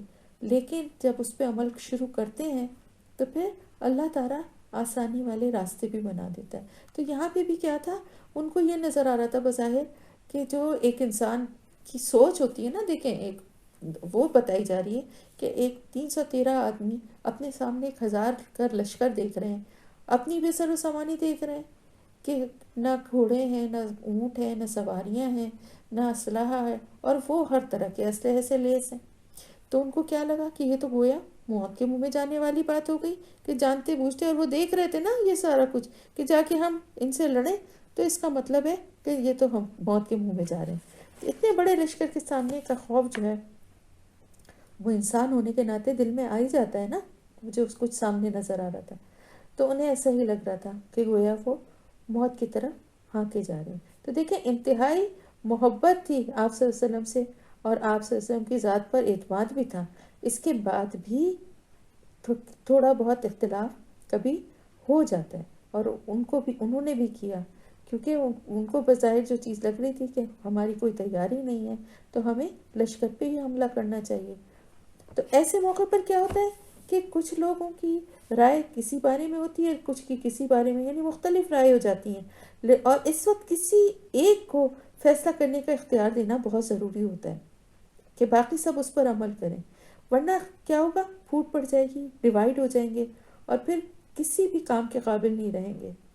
تو ایسے وقت میں پھر اللہ کی اور اس کے رسول کی بالادستی کو مانتے ہوئے، جب ان پہ اعتماد کرتے ہوئے اللہ تعالیٰ نے ان کو یہ ہدایت دی، وہ نیک لوگ تھے کہ انہوں نے اللہ کے اور اس کے رسول کی بات کو مانا، اور جیسا کہ ان سے کہا جا رہا تھا کہ انہوں نے کہا کہ ٹھیک ہے، پھر بعد میں وہ تیار اس پہ ہو گئے. یہ وقتی ایک وہ تھا کہ انہوں نے کہا کہ ایسا کیوں کیا جا رہا ہے، لیکن وہ پھر مان گئے. وَإِذْ، اور جب، یعیدکم، وعدہ کر رہا تھا تم سے، اللہ احدت طائفتین، ایک کا دو گروہوں میں سے، انہا بے شک وہ، لکم تمہارے لیے ہے، وتودون، اور تم چاہتے تھے، انہا بے شک، غیر ذات الشوکتی، بغیر ہتھیار والے، تکونو ہوں، لکم تمہارے لیے، ویرید اللہ، اور اللہ چاہتا تھا، ان کہ یحق، وہ حق کر دے، الحق، حق کو، بکلمات ہی، اپنے کلمات کے ساتھ، وہ یقطع، اور وہ کاٹ دے، دابر الکافرین، جڑ کافروں کی. اب اللہ تعالیٰ فرما رہا ہے کہ اللہ نے ان سے وعدہ کیا تھا، جو اللہ کے فیصلے کو مانتے ہیں اور بظاہر ان کو اس میں اپنا تکلیف اور نقصان بھی نظر آئے، لیکن وہ اس حکم کو مانتے ہوئے اس راستے پہ چلتے ہیں، تو پھر اللہ کا وعدہ بھی تھا. اللہ ان سے وعدہ کر رہا تھا کہ ان دونوں میں سے ایک گروہ کا تو تمہیں مقابلہ کرنا ہی ہوگا. کون سے دو گروہ؟ یعنی اس لشکر کا، یا پھر وہ قافلے والوں کا، جو قافلہ جو جا رہا تھا، تجارتی قافلہ، یا تو اس کا مقابلہ کرنا ہے، یا قریش کے لشکر کا. ان دونوں میں سے کسی ایک کا تو مقابلہ کرنا ہی تھا نا. اور اللہ تعالیٰ یہ بھی جانتا تھا ان کی دل کی کیا کیفیت تھی، کہ بے شک تم کیا چاہتے ہو، تم یہ چاہتے ہو بغیر ہتھیار والے، یعنی قافلے والوں سے، بغیر کانٹوں والے یا ہتھیار والے. شوکہ ویسے کانٹے کو کہتے ہیں، تو بغیر ہتھیار والے، یعنی تم آسانی چاہتے تھے کہ جنگ نہ کرنی پڑے تمہیں، اور تمہارے لیے آسانی ہو جائے کہ تم قافلے کو لوٹ لو. جبکہ اللہ کیا چاہتا تھا؟ اللہ یہ چاہتا تھا کہ حق کو حق کر دکھائے، یعنی حق اب ثابت ہو جائے کہ تم حق پر ہو. جو تکلیفیں اور جس طرح کے مشکل حالات مکے میں برداشت کرتے ہوئے، اور اس کے بعد یہاں مدینے میں بھی آ کے ایک خوف اور ایک قریش کے حملے کا اور اس کا ایک وہ تھا نا ان کے اوپر پریشر، تو اللہ چاہتا تھا کہ اب حق جو ہے وہ واضح ہو جائے سب کے اوپر، اور سب کو نظر آنے لگے کہ مسلمان جو ہیں وہ حق پر ہیں. اور اس کا طریقہ یہی تھا کہ اس بے سر و سامانی میں وہ لڑے ایک اتنے تیار لشکر کے ساتھ، اور پھر بھی اللہ کی طرف سے ان کی مدد ہو، اور وہ جب جیتیں تو پھر کیا ہوگا کہ حق واضح ہو جائے گا سب پر، سب کو نظر آ جائے گا کہ حق پہ کون ہے. اور اللہ تعالیٰ اپنے کلمات کے ذریعے چاہتا تھا کہ اپنی نشانیوں کے ذریعے، اپنی نشانیاں دکھا کے اللہ پاک یہ چاہتا تھا کہ وہ حق کو ثابت کر دے، اور ساتھ ہی ساتھ دشمنوں کی جڑ کاٹ دے. بڑے بڑے سردار اس لشکر میں آئے تھے اور ان میں سے بہت سے مارے گئے. تو وہ ان کا مرنا جو تھا وہ ایک طرح سے کافروں کی جڑ کٹ گئی. کس طرح؟ ایک تو ویسے ہی جڑ ان کی کٹ گئی کہ جب اتنی بری طرح شکست ہوئی اور ذلیل ہو کر گئے، اور بڑے بڑے سردار ان کے جو تھے وہ اس میں مارے گئے، تو بہت سارے خاندانوں کا تو ویسے ہی خاتمہ ہو گیا ان کی وجہ سے. اور دوسرے یہ کہ ان کی نسلیں ختم ہو گئیں. تو اس کے ذریعے اللہ پاک نے ان کی جڑوں کو کاٹ دیا کہ یا تو پھر وہ ان کی جو باقی رہ گئے تھے وہ لوگ بعد میں مسلمان ہو گئے، اور جو کافر تھے وہ بے نام و نشان ہو گئے. اب آپ دیکھیں نا، اس جنگ میں مرنے والے ابو جہل بھی تھے. ابو جہل کی نسل کا کوئی ہے آج؟ کوئی کہتا ہے کہ ہم ابو جہل کی نسل کے ہیں؟ ہم اس کی نسل سے چلتے چلے آ رہے ہیں. ایک کسی صحابی سے بھی اگر کوئی نسبت اپنی بتا سکتا ہے تو بہت فخر سے بتائے گا، لیکن کوئی ان کفار سے بتا سکتا ہے؟ کوئی؟ اول تو ان کی نسلیں ختم ہی ہو گئیں، لیکن اگر ہو بھی تو کوئی نام لے گا مسلمان ہونے کے بعد؟ تو ویسے ہی ان کے سب پچھلے وہ ختم ہو گئے، جو لوگ مر گئے تھے، مارے گئے تھے، ان کا معاملہ ختم ہی ہو گیا. تو اللہ تعالیٰ یہی چاہتا تھا کہ ان کافروں کی جڑ کٹ جائے، اور لِيُحِقَّ الْحَقَّ وَيُبْطِلَ الْبَاطِلَ، اور تاکہ وہ حق کو حق ثابت کر دے اور باطل کو باطل کر دے. اسی لیے وہ چاہتا تھا اللہ تعالیٰ کہ تم اس لشکر سے مقابلہ کرو، اسی طرح سے حق ثابت ہو سکتا ہے، اور باطل جو ہے اس کو اپنی حقیقت پتہ چل جائے گی کہ وہ حق پر نہیں ہے. وہ اتنی تیاری اور اتنے سامان کے باوجود اس کی شکست، اس کا ذلیل ہونا، اس کے بڑے بڑے سرداروں کا مارا جانا کیا ثابت کرتا ہے کہ وہ حق پر نہیں ہے. اور مسلمانوں کی فتح جو ہے وہ یہ ثابت کر دے گی کہ وہ حق پر ہے. اور اگرچہ ناپسند کریں مجرم لوگ، یعنی جو کفار تھے، مجرمین تھے، وہ اس بات کو ناپسند بھی کریں، وہ نہیں چاہتے تھے کہ حق اور باطل جو ہے وہ اس طرح ان کے پر ظاہر ہو، کیونکہ وہ تو اپنے کو حق پہ سمجھتے تھے نا. لیکن اللہ کی حکمت یہی تھی کہ اب اس موقع پر یہ سارا جو ہے نا ان کو پر بھی یہ حقیقت کھل جائے. اس جب تستغیثون ربکم، تم فریاد کر رہے تھے اپنے رب سے، فاستجابا، تو اس نے جواب دیا، لکم تمہیں، انی، کہ بے شک میں، ممدکم، مدد دینے والا ہوں تمہیں، بِأَلْفٍ، 7,000 کے، من الملائکتی، فرشتوں میں سے، مردفین، لگاتار ایک دوسرے کے پیچھے آنے والے. اچھا، ایک آپ کو میں اور بھی بات بتانا چاہوں گی، جو یہی اللہ تعالیٰ کی جو یہ بات ہے کہ وہ چاہتا تھا کہ وہ حق کو حق ثابت کر دے اور باطل کو باطل.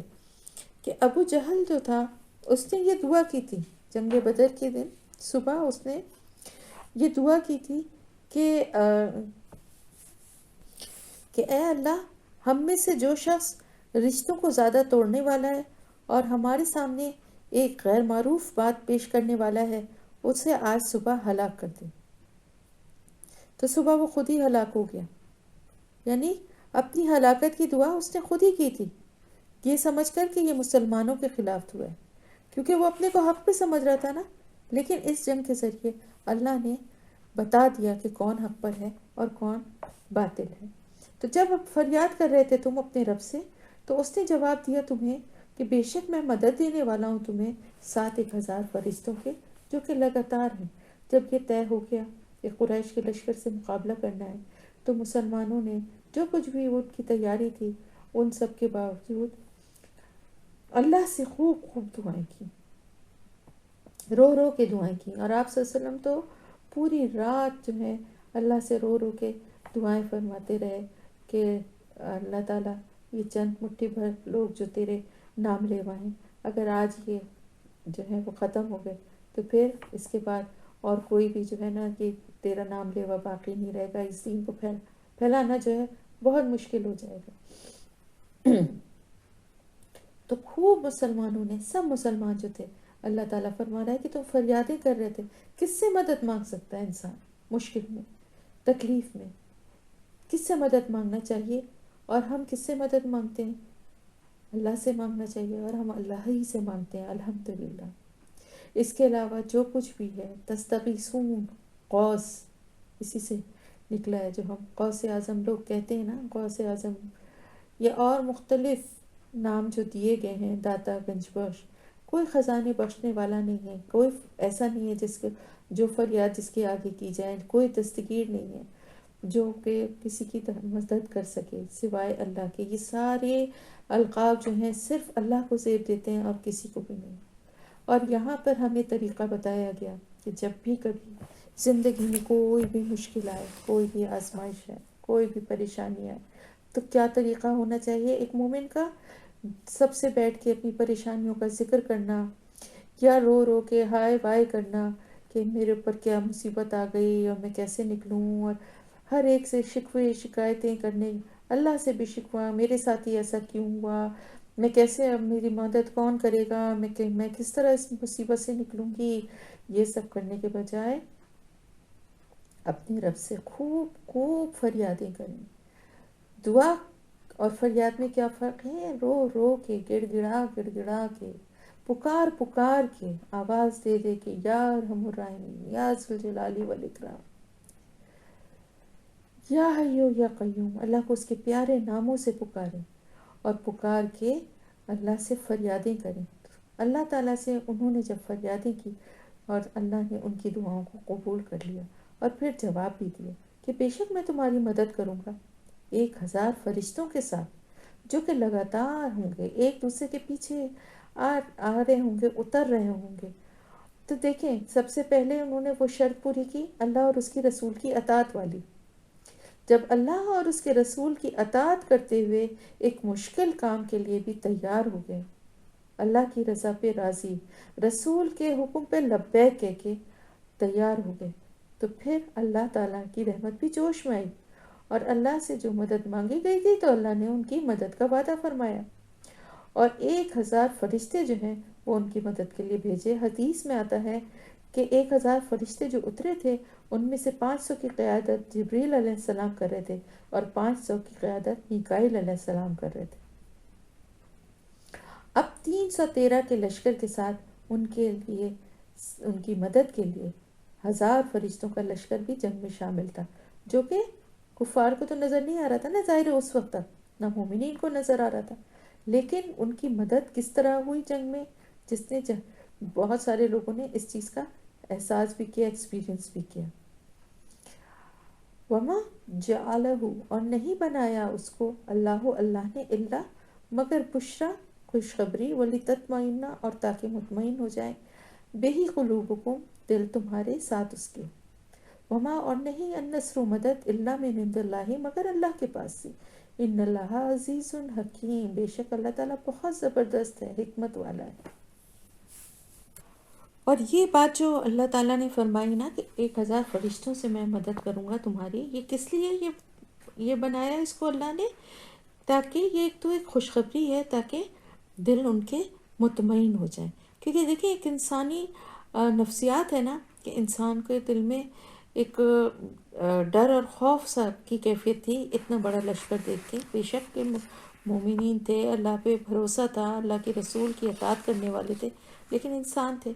لیکن جب یہ بات کہی گئی اور اللہ تعالیٰ نے اسی لیے نہ صرف یہ کہ 1000 فرشتے مدد کے طور پر بھیجنے کا فیصلہ کیا، بلکہ ان کی آمد کی اطلاع بھی دے دی کہ تم لوگ پریشان نہ ہو، فکر نہ کرو، ہم تمہاری مدد کے لیے فرشتے بھیج رہے ہیں.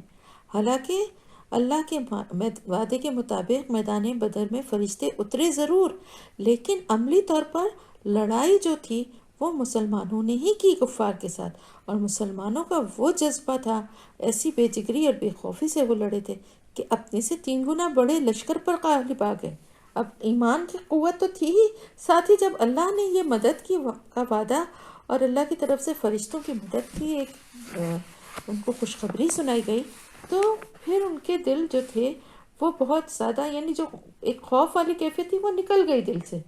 یہی تھا نا کہ اتنے بڑے لشکر سے ہم کیسے مقابلہ کریں گے. لیکن جب اللہ کی یہ حکمت عملی تھی نا کہ اللہ نے بھی ان کی دعاؤں کو قبول فرما کے انہیں ایک یہ خوشخبری سنائی، تو وہ اتنے بے جگری سے لڑے کہ اپنے سے 3 گنا بڑے لشکر کو بھی شکست دی. اور بہت بہت یعنی بچوں تک نے اس جنگ میں اس طرح بہادری کا، آپ لوگ یقیناً سب نے پڑھا ہوگا کہ اس طرح سے ابو جہل کو 2 ینگ بالکل لڑکے تھے کم عمر، جن کی عمر بھی اتنی نہیں تھی، اور وہ جنگ میں حصہ لینے آئے تھے. انہوں نے اس کو جو ہے وہ ابو جہل کو مارا تھا.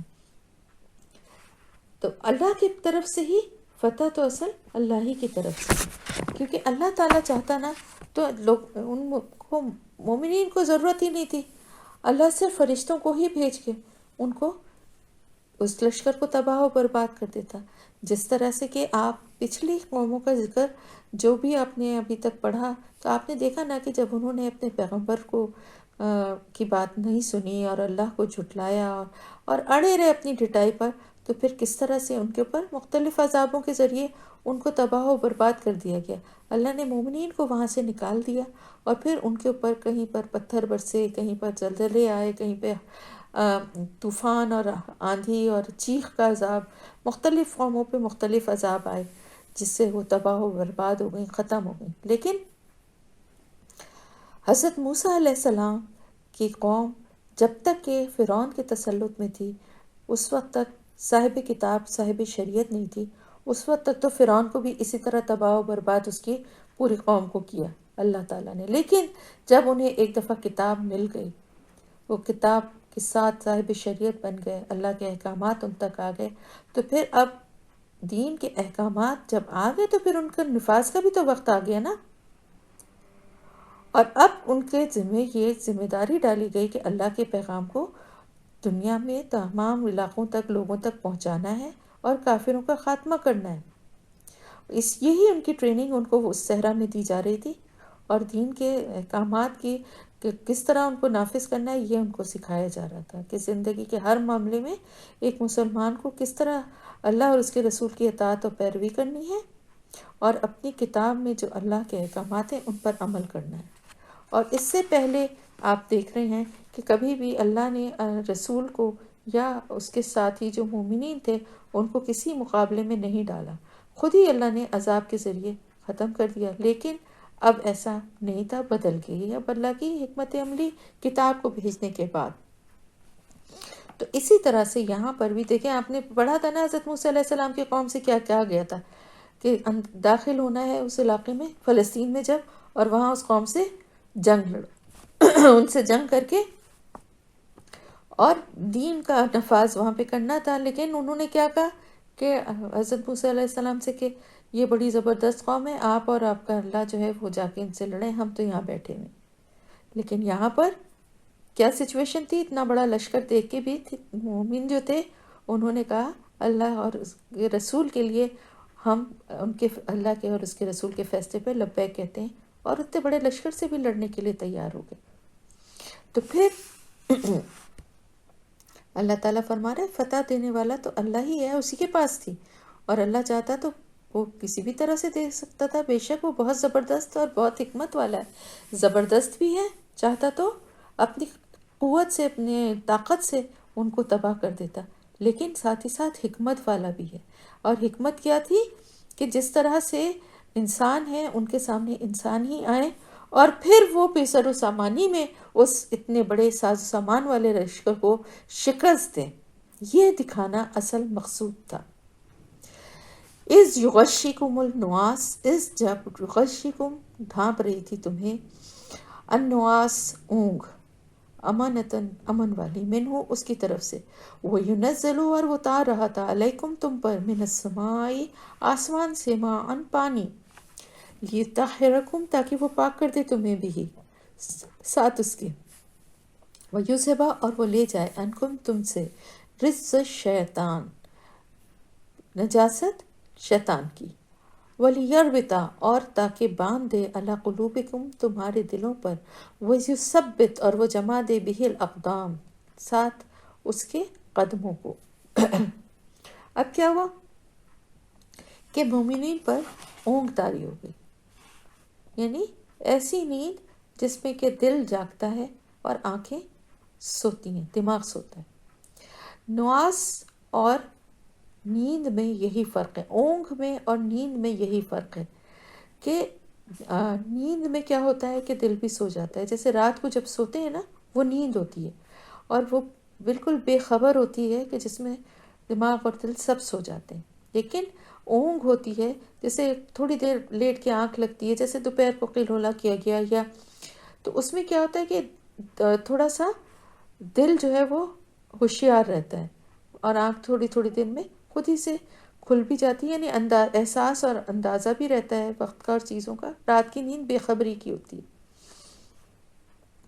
تو اللہ تعالیٰ کی طرف سے اب یہ کیا تھا کہ اتنا زیادہ جو ہے پریشر تھا نا، ایک جنگ کا، پہلی جنگ تھی، اتنا بڑا لشکر تھا، سب کچھ گو کے وہ تیار ہو گئے تھے، لیکن پھر بھی ظاہر ہے ذہنی طور پر نیند اور سکون بہت ضروری تھی۔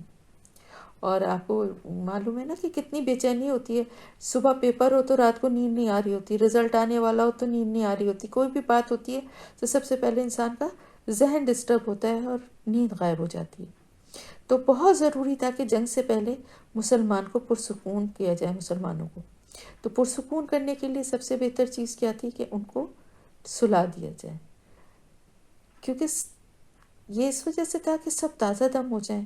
مستقل خبریں آ رہی تھی نا، لوگ مطلب وہاں بھیجے جاتے تھے اور وہ آ کے خبریں دے رہے تھے قریش کے لشکر کی کہ وہ اتنی تیاریوں کے ساتھ آئے ہیں، ان کے ساتھ یہ ہے، انہوں نے لشکر ایسی جگہ ٹھہرایا ہوا ہے، اور پھر وہ مسلمان اپنا ان سے موازنہ کرنے لگتے تھے کہ ان سے مقابلے کے لیے ہمارے پاس نہ اتنی تعداد ہے نہ سواریاں ہیں۔ بے شک بھروسہ کر کے اللہ پہ تیار تھے، لیکن یہ باتیں دماغ کو ڈسٹرب کر رہی تھیں، اور صبح تازہ دم ہو کے لڑنے کے لیے نیند بہت ضروری تھی۔ تو اللہ کی طرف سے یہ بھی ایک اللہ کی رحمت تھی کہ انہیں نیند آ گئی۔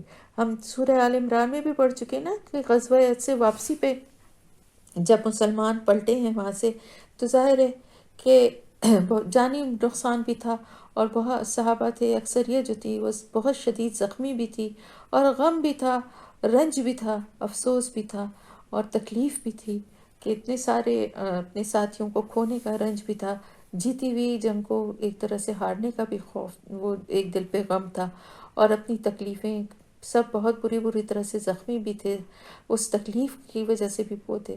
تو اس وقت بھی ہم نے پڑھا تھا نا کہ اللہ کی طرف سے ان پر اونگ اور نیند جو تھی وہ طاری کر دی گئی تھی۔ یہ اسی لیے اللہ کی رحمت تھی اس وقت بھی اور اس وقت بھی کہ یہ دماغ کو سکون ملے اور انسان جو ہے وہ تازہ دم ہو جائے۔ پھر اس کے بعد ساتھ ہی ساتھ اللہ تعالیٰ نے کیا کیا، اللہ کے حکم سے بارش برسائی گئی۔ اللہ تعالیٰ فرما رہا ہے، اور وہ اتار رہا تھا تم پر آسمان سے پانی، یعنی بارش برسائی گئی، کیونکہ مشرکین کے لشکر نے کیا کیا تھا، پہلے سب سے پہنچ گئے تھے میدان بدر میں، تو وہاں پہنچ کر پانی پر اور جو اچھی جگہ تھی اس پر قبضہ کر لیا تھا۔ اب اللہ تعالیٰ نے اپنے نام لیوا جو تھے، جو اس پہ بھروسہ اور توکل کر کے میدان میں آئے تھے، تو اللہ نے ان کی مدد ایسی ان مسلمانوں کی فرمائی کہ آسمان سے پانی برسایا تاکہ انہیں غسل کرنے، وضو کرنے کے لیے پاک صاف پانی مل جائے۔ پانی کے اس پہ تو انہوں نے قبضہ کر لیا تھا، تو اب اس کی وجہ سے کیا ہوا، یہ کس لیے تھا، تاکہ وہ پاک کر دے تمہیں، تو پاک کر دے، لیطہرکم، ظاہری صفائی، ظاہری طہارت، اور ساتھ ہی ساتھ باطنی طہارت بھی، وہ لے جائے تم سے، یعنی اس بارش کے ذریعے ہی تم سے جو شیطان کی گندگی، یعنی جو وسوسے تھے جو وہ دل میں ڈال رہا تھا، اور یہ سب کچھ باتیں مسلمانوں کے دل میں وسوسوں کی شکل میں وہ ڈال رہا تھا کہ مسلمان ہو، حق پر بھی ہو، تمہارے درمیان تو اللہ کا رسول موجود ہے، اللہ تمہارا مددگار ہے، مگر سارے فائدے تو مشرکین کو مل رہے ہیں۔ یہ رج تھا، یہ گندگی تھی جو ان کے دلوں میں شیطان ڈال رہا تھا، کہ کس طرح سے وہ ان کو بھٹکانے بہکانے کے لیے وہ ان کے دل میں وسوسے ڈال رہا تھا کہ وہ تو اتنی اچھی جگہ ان کو مل گئی، اصل میں تو تمہیں ملنی چاہیے تھی، وہ تو پانی ان کے ذخیرے پہ ہے، وہ تو تمہیں ملنا چاہیے تھا، تم تو حق پر ہو، اللہ بھی تمہارا مددگار ہے۔ تو ایسا ہوتا ہے کہ شیطان جو ہے وہ موقع کی تلاش میں ہوتا ہے، اور ذرا سے بھی نامناسب یا ایسے حالات ہوں کہ بہت سارے لوگ اس طرح کی ایک دفعہ کسی نے سوال بھی کیا تھا کہ ہم تو صبح شام کے اذکار بہت پابندی سے پڑھتے ہیں، اور اس کے باوجود کیوں بیمار ہو گئے، یا ہمارے گھر میں کسی کا انتقال ہو گیا تو ہم نے تو حفاظت کی دعائیں اور سب کچھ پڑھی تھی، تو کیوں انتقال ہو گیا؟ یہ سب کیا ہے؟ یہ شیطانی وسوسے ہیں۔ ایک بات یاد رکھیے کہ اس دنیا میں جو آیا ہے اس کو جانا ہی ہے، آپ کی دعائیں اس کے لیے اور طرح کے معاملات میں آسانی کر دیں گی انشاءاللہ تعالی، لیکن اس کی موت کا جو وقت ہے اس کو ٹال نہیں سکتے۔ اسی طرح بہت سی تکلیفیں، بہت سی بیماریاں یا آزمائشیں جو آنی ہیں، وہ ان دعاؤں سے اللہ پاک ان کو آسان کر دیتا ہے، ہلکا کر دیتا ہے، ان کی شدت کو کم کر دیتا ہے۔ لیکن وہ کیونکہ لوح محفوظ میں اسی طرح لکھا ہے کہ ہر انسان کے لیے جو کچھ بھی دکھ تکلیف پریشانی خوشی اس کو دیکھنی ہے، تو یہ نہیں ہے کہ کوئی ہم ان دعاؤں کو اس لیے پڑھتے ہیں کہ اللہ کی پناہ اور اس کی مدد میں آ جائیں، اور اس کے بعد اگر ہمارے ساتھ کوئی ہمیں تکلیف یا کوئی بیماری ہے تو اس کا مطلب ہے کہ اللہ کی پناہ میں آ کے اللہ کی رضا سے ہے، اور اس میں ضرور اللہ کی کوئی حکمت ہے۔ تو یہ اس بارش کے ذریعے کیا ہوا کہ یہ رجس جو تھا، یہ گندگی جو تھی، جو دل میں وسوسے والی بات تھی، وہ بھی ختم ہو گئے۔ کیوں ہو گئے؟ کہ دلوں کو ایک طرف تو یہ مضبوطی ملی کہ دیکھو اللہ پاک نے ہمارے لیے غسل اور وضو اور پینے کے، جانوروں کو پلانے، سب چیزوں کے لیے پانی کی کیسے اللہ تعالیٰ نے ہمارے لیے انتظام کر دیا۔ اور اس کے ساتھ ہی ساتھ کیا ہوا کہ جس طرف وہ زمین پر تھے، بارش ہونے سے کیا ہوا کہ وہ زمین کی مٹی جو ہے وہ پکی ہو گئی، اور اس پہ قدم جمانا اور چلنا آسان ہو گیا۔ اور وہی پانی جو زیادہ تھا وہ نشیب کی طرف سے جا کے کفار کے لشکر میں وہ جو گیا، تو وہاں جا کے اس نے کیچڑ پیدا کر دی، کھڑا ہو گیا وہ، جس سے کہ گندگی ہو گئی اور ان کے لیے اور زیادہ چلنا پھرنا مشکل ہو گیا۔ اپنے حساب تو انہوں نے بڑی اچھی جگہ چنی تھی، لیکن وہ ان کے حق میں اور بری ہو گئی۔ تو اللہ تعالیٰ تو یہی چاہتا تھا کہ کسی طرح سے تو ایک مومن جو تھا، مومن جو ایک نہیں بلکہ وہ تمام مومنین جو کہ جنگ کے لیے وہاں موجود ہیں، ان کے دلوں کی صفائی ہو جائے، ظاہری بھی صفائی ہو جائے اور دلوں کی بھی صفائی ہو جائے، اور ان کے دل اور مضبوطی سے بن جائیں، بہت مضبوط ہو جائیں، اور اپنے قدموں پہ ان کو جما دے، ثابت قدمی ان کو نصیب فرما دے، عطا فرما دے۔ تو اب ان باتوں کے بعد، اس بارش کے ہونے کے بعد، ان کے قدم بھی مضبوطی سے جم گئے، اور ان کے دلوں کو اور زیادہ یقین اور مضبوطی اللہ کی طرف سے عطا ہوئی۔ اس جب یوں ہی وہی کر رہا تھا یا اشارہ کر رہا تھا ربوں کا، آپ کا رب، الملائکتی طرف فرشتوں کے، انی بے شک میں معاکم ساتھ ہو تمہارے، فثبتوا پس ثابت رکھو، جما دو، الذین آمنوا ان لوگوں کو جو ایمان لائے ہیں، سألقی ان قریب میں ڈال دوں گا، فی قلوب الذین ان لوگوں کے دلوں میں، جنہوں نے کفروا جنہوں نے کفر کیا، الرعب روب کو، فضربوا پس مارو، فوق العناق اوپر گردنوں کے، وضربوا اور مارو، منہم ان کے، کل بنان ہر جوڑ پر۔ اللہ تعالیٰ کیا وحی کر رہا تھا؟ آپ کا رب کیا آپ کو فرشتوں کو کیا وحی کر رہا تھا؟ اللہ تعالیٰ فرما رہا ہے فرشتوں کی طرف یہ وحی کر رہا تھا کہ بے شک میں تمہارے ساتھ ہوں، بس تم جما دو ان لوگوں کے قدم جو کہ ایمان لائے، یعنی مومنین کے قدم جو ہیں ان کو جما دو۔ اللہ تعالیٰ نے فرشتوں سے فرمایا کہ میں تمہارے ساتھ ہوں، تم ایمان والوں کی مدد کرو اور ان کے قدموں کو مضبوطی سے جما دو۔ وہی حکم آگے جو پہلے اللہ تعالیٰ فرما رہا تھا نا کہ 1000 فرشتوں کو سے میں تمہاری مدد کروں گا، تو وہی انہی فرشتوں کو اللہ تعالیٰ میدان جنگ میں مسلمانوں کے ساتھ ساتھ رہنے کا اور ان کی مدد کرنے کا حکم دے رہا ہے۔ اور اللہ تعالیٰ فرما رہا ہے ان قریب میں ڈال دوں گا ان کے دلوں میں، یعنی کافروں کے دلوں میں رعب بھی ڈال دوں گا۔ اب کیا ہوا کہ مسلمان اگرچہ تعداد میں کم تھے مگر کفار کو وہ زیادہ دکھائی دینے لگے اور ان کے دلوں میں مسلمانوں کا خوف بیٹھ گیا۔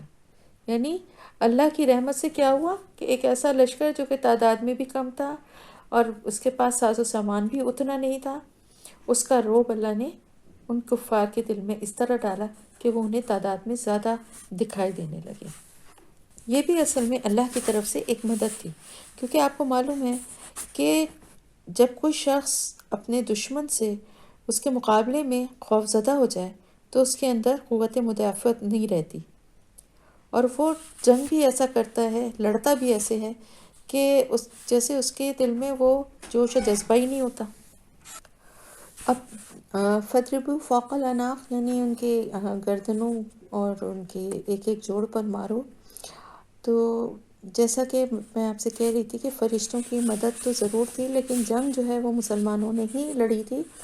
تو یہاں پر جو تفسیر سے ہمیں جو باتیں پتہ چلتی ہیں اس سے یہ اندازہ ہوتا ہے کہ فرشتوں سے یہ کام لیا گیا ہوگا، اللہ زیادہ بہتر جانتا ہے، جو اندازہ ہے کہ وہ خود تو یہ ضرب نہیں لگائیں، بلکہ جو مسلمان جب کفار کے اوپر حملہ کریں اور ان پر جو ضربیں لگائیں، یعنی گردن کے اوپر کیا ہے، یعنی سر کو جدا کرنے کے لیے نا جو ضرب لگے گی گردن پہ، گردن کے اوپر تو سر ہے نا، یا ایک ایک جوڑ پہ جو وہ ماریں، تو اس میں وہ فرشتوں کی مدد سے وہ بالکل ٹھیک ٹھیک نشانے پہ لگے اور بہت کاری حملہ ہو، یعنی جان لیوا ہو، اتنی اس میں شدت آ جائے اور بالکل ٹھیک جگہ پر وہ جہاں پر وہ حملہ کریں وہ بالکل ٹھیک جگہ پر پڑے۔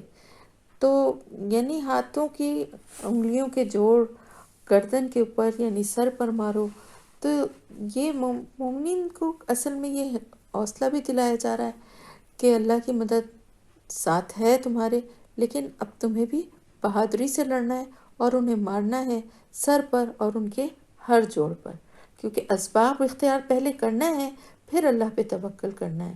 اللہ پہ توکل کر کے دعا کر کے معجزوں کا انتظار کرتے رہیں اور کوئی کوشش نہ کریں تو اس سے کچھ حاصل نہیں ہوگا۔ اللہ پہ توکل بھی کریں، دعا بھی کریں، ساتھ ہی ساتھ کوشش اور محنت بھی کریں، تو پھر نتیجہ حاصل ہوگا۔ ذالکہ یہ بِأَنَّهُمْ بوجہ اس کے کہ انہوں نے شاق اللہ مخالفت کی اللہ کی و رسولہ اور اس کے رسول کی۔ وَمَن يُشَاقِقِ اللَّهَ اور جو کوئی مخالفت کرے گا اللہ کی و رسولہ اور اس کے رسول کی، فَإِنَّ اللَّهَ تو بے شک اللہ تعالیٰ شدید العقاب سخت سزا دینے والا ہے۔ اب کافروں کو یہ سزا کیوں ملی، کیوں ہوا ان کا یہ انجام؟ اللہ اور اس کے رسول کی مخالفت کرنے کی وجہ سے۔ اور اللہ تعالیٰ فرما رہا ہے کہ جو اللہ اور اس کے رسول سے ضد یا مخالفت کرے گا تو اللہ اس کو سخت عذاب دینے والا ہے، اور ان کا انجام سامنے آ گیا۔ ان کو جو سزا ملی تھی وہ بھی آ گئی ان کے سامنے۔ 70 یعنی اتنے بڑے لشکر اور ساز و سامان کے ساتھ 70 ان کے قتل ہوئے اور 70 قید ہوئے، اور ذلت جو تھی وہ الگ، ہر طرف جو قبائل آس پاس کے اور وہ ساتھ تھے، جب اتنا بڑا لشکر لے کے نکلے تھے تو جہاں سے گزرے تھے، اور جو آس پاس کے وہاں قریش کے جو قبائل تھے اور جو یہاں مدینے کے آس پاس، ان میں ایک دھوم تھی کہ یہ جا رہے ہیں تو یہ تو سب کو تباہ و برباد کر کے ہی لوٹیں گے، اور اس کے بعد اتنی بری شکست کہ 70 قتل ہو گئے، 70 قید ہو گئے، تو ذلت جو تھی وہ بھی بے انتہا تھی کہ ایسے لشکر سے شکست کھا گئے جن کے پاس تو سامان بھی پورا نہ تھا۔ تو یہ ذلت دنیا میں کس لیے ان کو ملی؟ کیونکہ اللہ اور اس کے رسول کی مخالفت کی تھی، ان سے ضد باندھی تھی۔ اللہ اور اس کے رسول سے جو مخالفت کرتا ہے اس کو اللہ بڑا سخت عذاب دینے والا ہے، یہ دنیا کا عذاب تھا۔ اور ذالکم فذوقوہ یہ ہے سزا، بس چکھو، وَأَنَّ بس چکھو اس کو، وَأَنَّ اور بے شک للکافرین کافروں کے لیے عذاب النار، یعنی یہ تو صرف دنیا کا عذاب تھا، اب آخرت میں بھی ایک عذاب ان کا منتظر ہے، اور وہ کیا ہے؟ وہ آگ کا عذاب ہے۔ تو اب دنیا میں یہ عذاب ملنے کے بعد آخرت کے عذاب کے لیے بھی تیار رہیں، اور یہ اس کی وجہ کیا ہے؟ صرف اور صرف یہی کہ اللہ اور اس کے رسول سے ضد اور ان کی نافرمانی اور مخالفت جو ہے، یہ اتنا بڑا گناہ ہے، یعنی دین پر تو ہے ہی نہیں نا وہ شخص جو اللہ اور اس کے رسول سے مخالفت کر رہا ہے، تو پھر کافروں کا جو ضد پہ اور ڈٹائی پہ اڑے رہتے ہیں اور اللہ اور اس کے رسول کی مخالفت کر کے ان سے لڑنے چلے ہیں، تو ان کے لیے دنیا میں بھی اسی طرح کا سخت عذاب ہے، اور آخرت میں بھی آگ کا عذاب ان کے لیے ہے۔ یعنی یہ دنیا کی جو ذلت اور جو موت اور جو کچھ ملا ہے، اس کو یہ مت سمجھنا کہ تمہاری سزا بس یہیں پر ختم ہو گئی، اصل سزا تو آگ کا عذاب جہنم ہے، اس کے لیے بھی تیار رہو۔ یا ایھا الذین آمنو، اے لوگوں جو ایمان لائے ہو، اذا لقیتم، جب ملاقات کرو تم، الذین کفروا، ان لوگوں سے جنہوں نے کفر کیا، زحفاً، بڑے لشکر کی شکل میں، فلا تولوہم، بس نہ تم پھیرو ان سے، الادبار، پیٹھوں کو۔ اب بتایا جا رہا ہے مومنین کو کہ جب بھی کسی بڑے لشکر کا سامنا کرنا پڑے تو ان کے خوف سے پیٹ نہ پھیرو، بھاگو نہیں۔ لشکر چاہے جتنا بھی بڑا ہے، اگر مومنین کو اللہ کے لیے، اللہ کے راستے پہ چلتے ہوئے ان کا مقابلہ کرنا پڑے تو پھر ان کو اس سے پیٹ نہیں پھیرنا چاہیے اور ان کا مقابلہ کرنا چاہیے۔ حدیث کے مطابق 7 کبیرہ گناہ ہیں جو ہلاک کرنے والے ہیں۔ آپ صلی اللہ علیہ وسلم نے فرمایا کہ ان سے بچو، اور ان میں سے ایک یہ ہے کہ میدان جنگ سے پیٹ پھیر جانا۔ یہ بخاری اور مسلم دونوں کی حدیث ہے۔ تو جب سامنا ہو ان کا تو ان کا مقابلہ کرو، کیونکہ ایسا نہیں کرو گے، اپنی پیٹ پھیرو گے تو پھر اس کے لیے بہت شدید ان کے لیے گناہ ہے، یعنی کبیرہ گناہ ہے یہ میدان جنگ سے پیٹ پھیرنا۔ مطلب یہ ہے کہ جب اللہ کی راہ میں نکلے ہو جنگ کرنے کے لیے تو پھر اللہ کے لیے لڑ رہے ہو نا، اب چاہے مقابلے میں جان چلی جائے مگر پیٹ پھیر کے بھاگنا نہیں ہے۔ وَمَن یُوَلِّہِم، اور جو کوئی پھرے گا ان سے یا پھرے گا ان سے، یومئذ، اس دن، دبرہ، اپنی پیٹ، الا متحرفا، سوائے مڑنے والے کے، لقتال، جنگ کے لیے، او متحیزا، یا پناہ لینے والے کے، الی فئۃ، طرف ایک گروہ کے، فقط، تو بلا شبہ، باء، وہ پلٹا، بغضب، ساتھ غضب کے، من اللہ، اللہ کی طرف سے، ومأواہ، اور ٹھکانہ اس کا، جہنم، جہنم ہے، وبئس المصیر، اور کتنا برا ہے ٹھکانہ۔ اب یہ بتایا جا رہا ہے اللہ تعالیٰ کی طرف سے کہ جو کوئی ان کی طرف سے پیٹ پھیر کے میدان جنگ سے، یعنی پیٹ پھیر کر بھاگے گا میدان جنگ سے، تو اس کے لیے کیا انجام ہے؟ سوائے 2 صورتوں کے۔ وہ 2 صورتیں بتا دی گئی ہیں۔ پہلی تو یہ کہ جنگ کے لیے پھرنے والا، یعنی اس کی وجہ یہ ہو کہ یہ جنگی حکمت عملی ہے۔ پلٹنے والا، اس کا مقصد یہ ہے کہ وہ یہ ظاہر کرے جیسے وہ دشمن سے ڈر کر پیچھے پلٹ کے بھاگ رہا ہے، اور جب دشمن اس کا پیچھا کرے تو وہ ایک دم سے پلٹ کر اس پر حملہ کر دے، کیونکہ وہ جب سواریوں پہ اپنے سفر کرنے کے لیے اپنے ہتھیار اٹھا کے سب تو تیار تو نہیں ہوں گے نا، جیسے میدان جنگ میں ہتھیار لے کے تیار کھڑے، ایسے موقع پہ پلٹ کے ایک دم ان کے اوپر حملہ کرے۔ ایک تو یہ صورتحال ہے، یعنی جنگ کا ہی حصہ ہے، جنگ کی ہی حکمت عملی ہے کہ بظاہر یہ ظاہر کرے کہ پیٹ پھیر کے بھاگ رہا ہے، لیکن در حقیقت کیا کر رہا ہے؟ پلٹ کے اس پر حملہ کرنے والا ہے۔ تو دبرہ الا متحرفن، مڑنے والے کے، یعنی پلٹ کے حملہ کرنے والے کے۔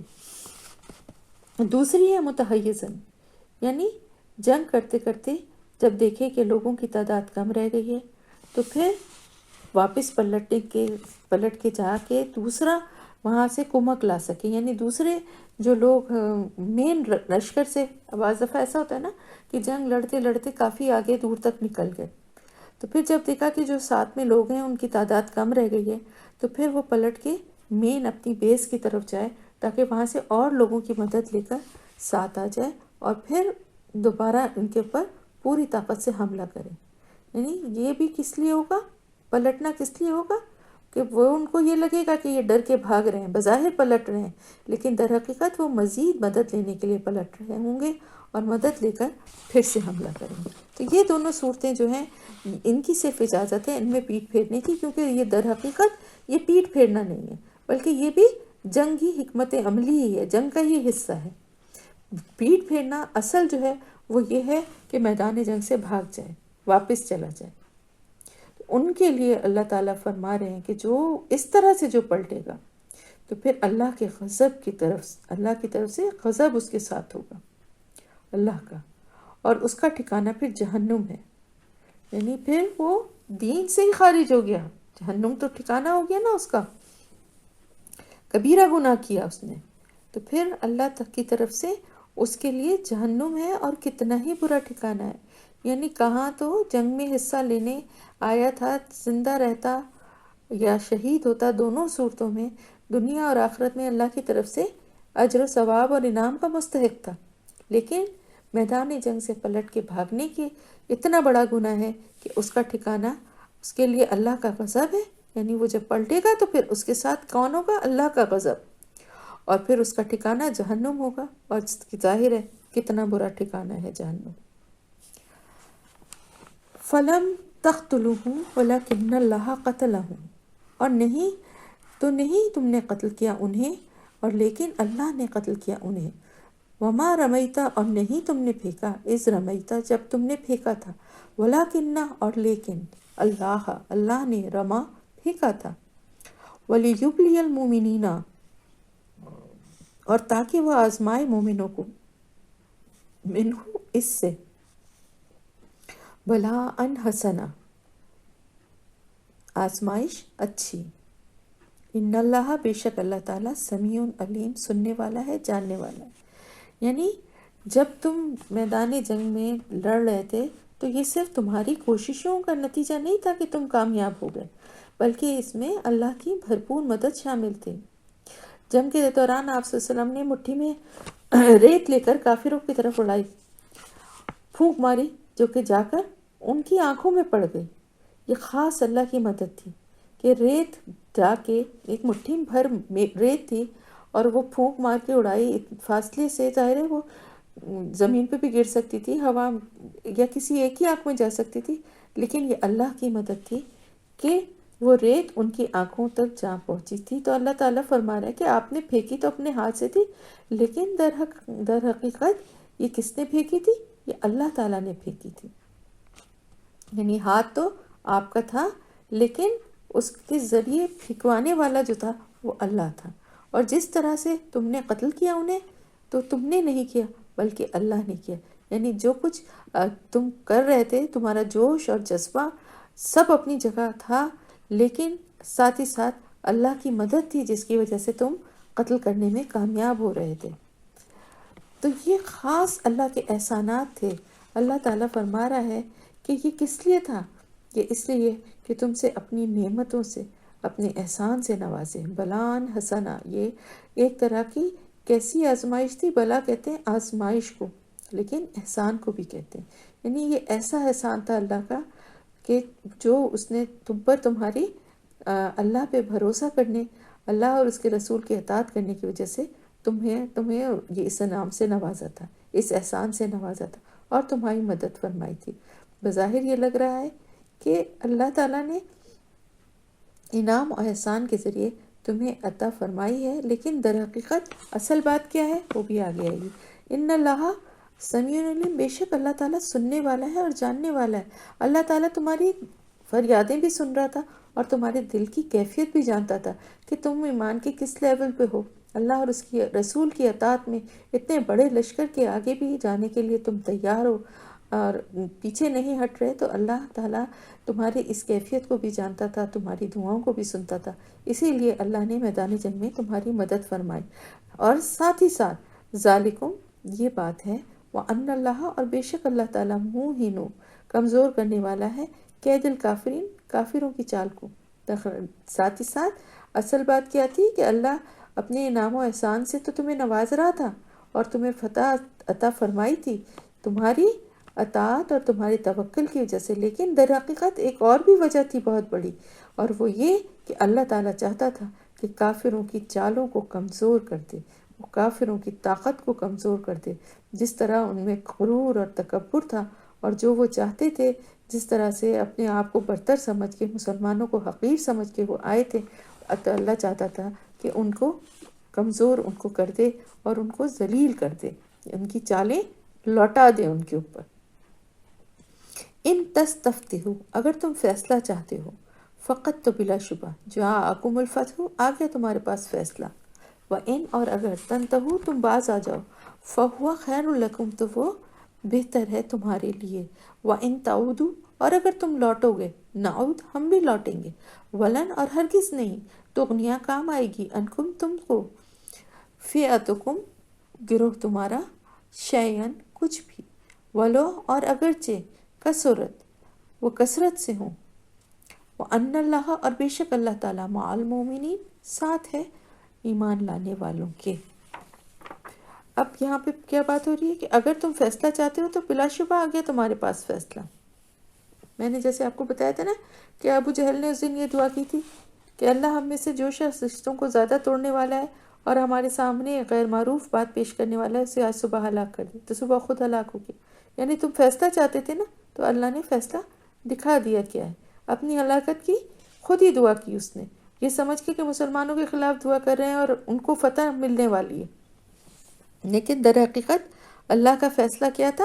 حق کو ظاہر کرنا، تو حق ثابت ہو گیا، اور اگر تم یہی چاہتے تھے تو وہ تم بلا شبہ تمہیں مل گیا جو تم چاہتے تھے۔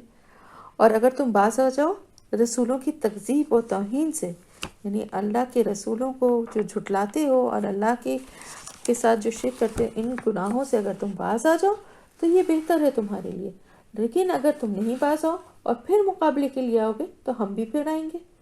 ایسا نہیں ہے کہ ہم، اللہ تعالیٰ فرما رہا ہے کہ مومنین کو کم نہ سمجھو، اگر تم لوٹو گے تو ہم بھی لوٹیں گے اور دوبارہ تمہیں اسی انجام تک پہنچائیں گے، نہ تمہاری تعداد کام آئے گی، نہ تمہارا ساز و سامان، خواہ کتنا ہی زیادہ ہو، کچھ بھی تمہارے کام نہیں آئے گا۔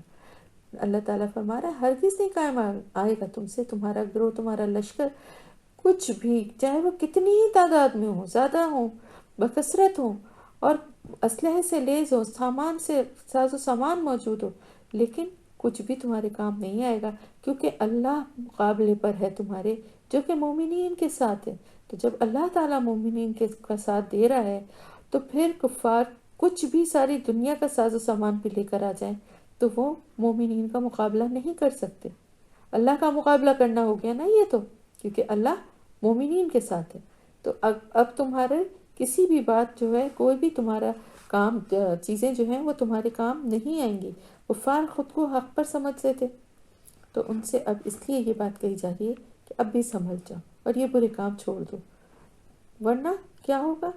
اگر تم نہیں ایسا کرو گے تو پھر ساز و سامان، تعداد، کچھ بھی تمہارے کام نہیں آئے گی۔ یا ایھا الذین آمنوا اطیعوا اللہ ورسولہ، اے ایمان والو، اطاعت کرو اللہ کے اور اس کے رسول کی، ولا تولوا، اور نہ تم منہ پھیرو اس سے، عنہ، اس سے، وانتم تسمعون، جبکہ تم سن رہے ہو۔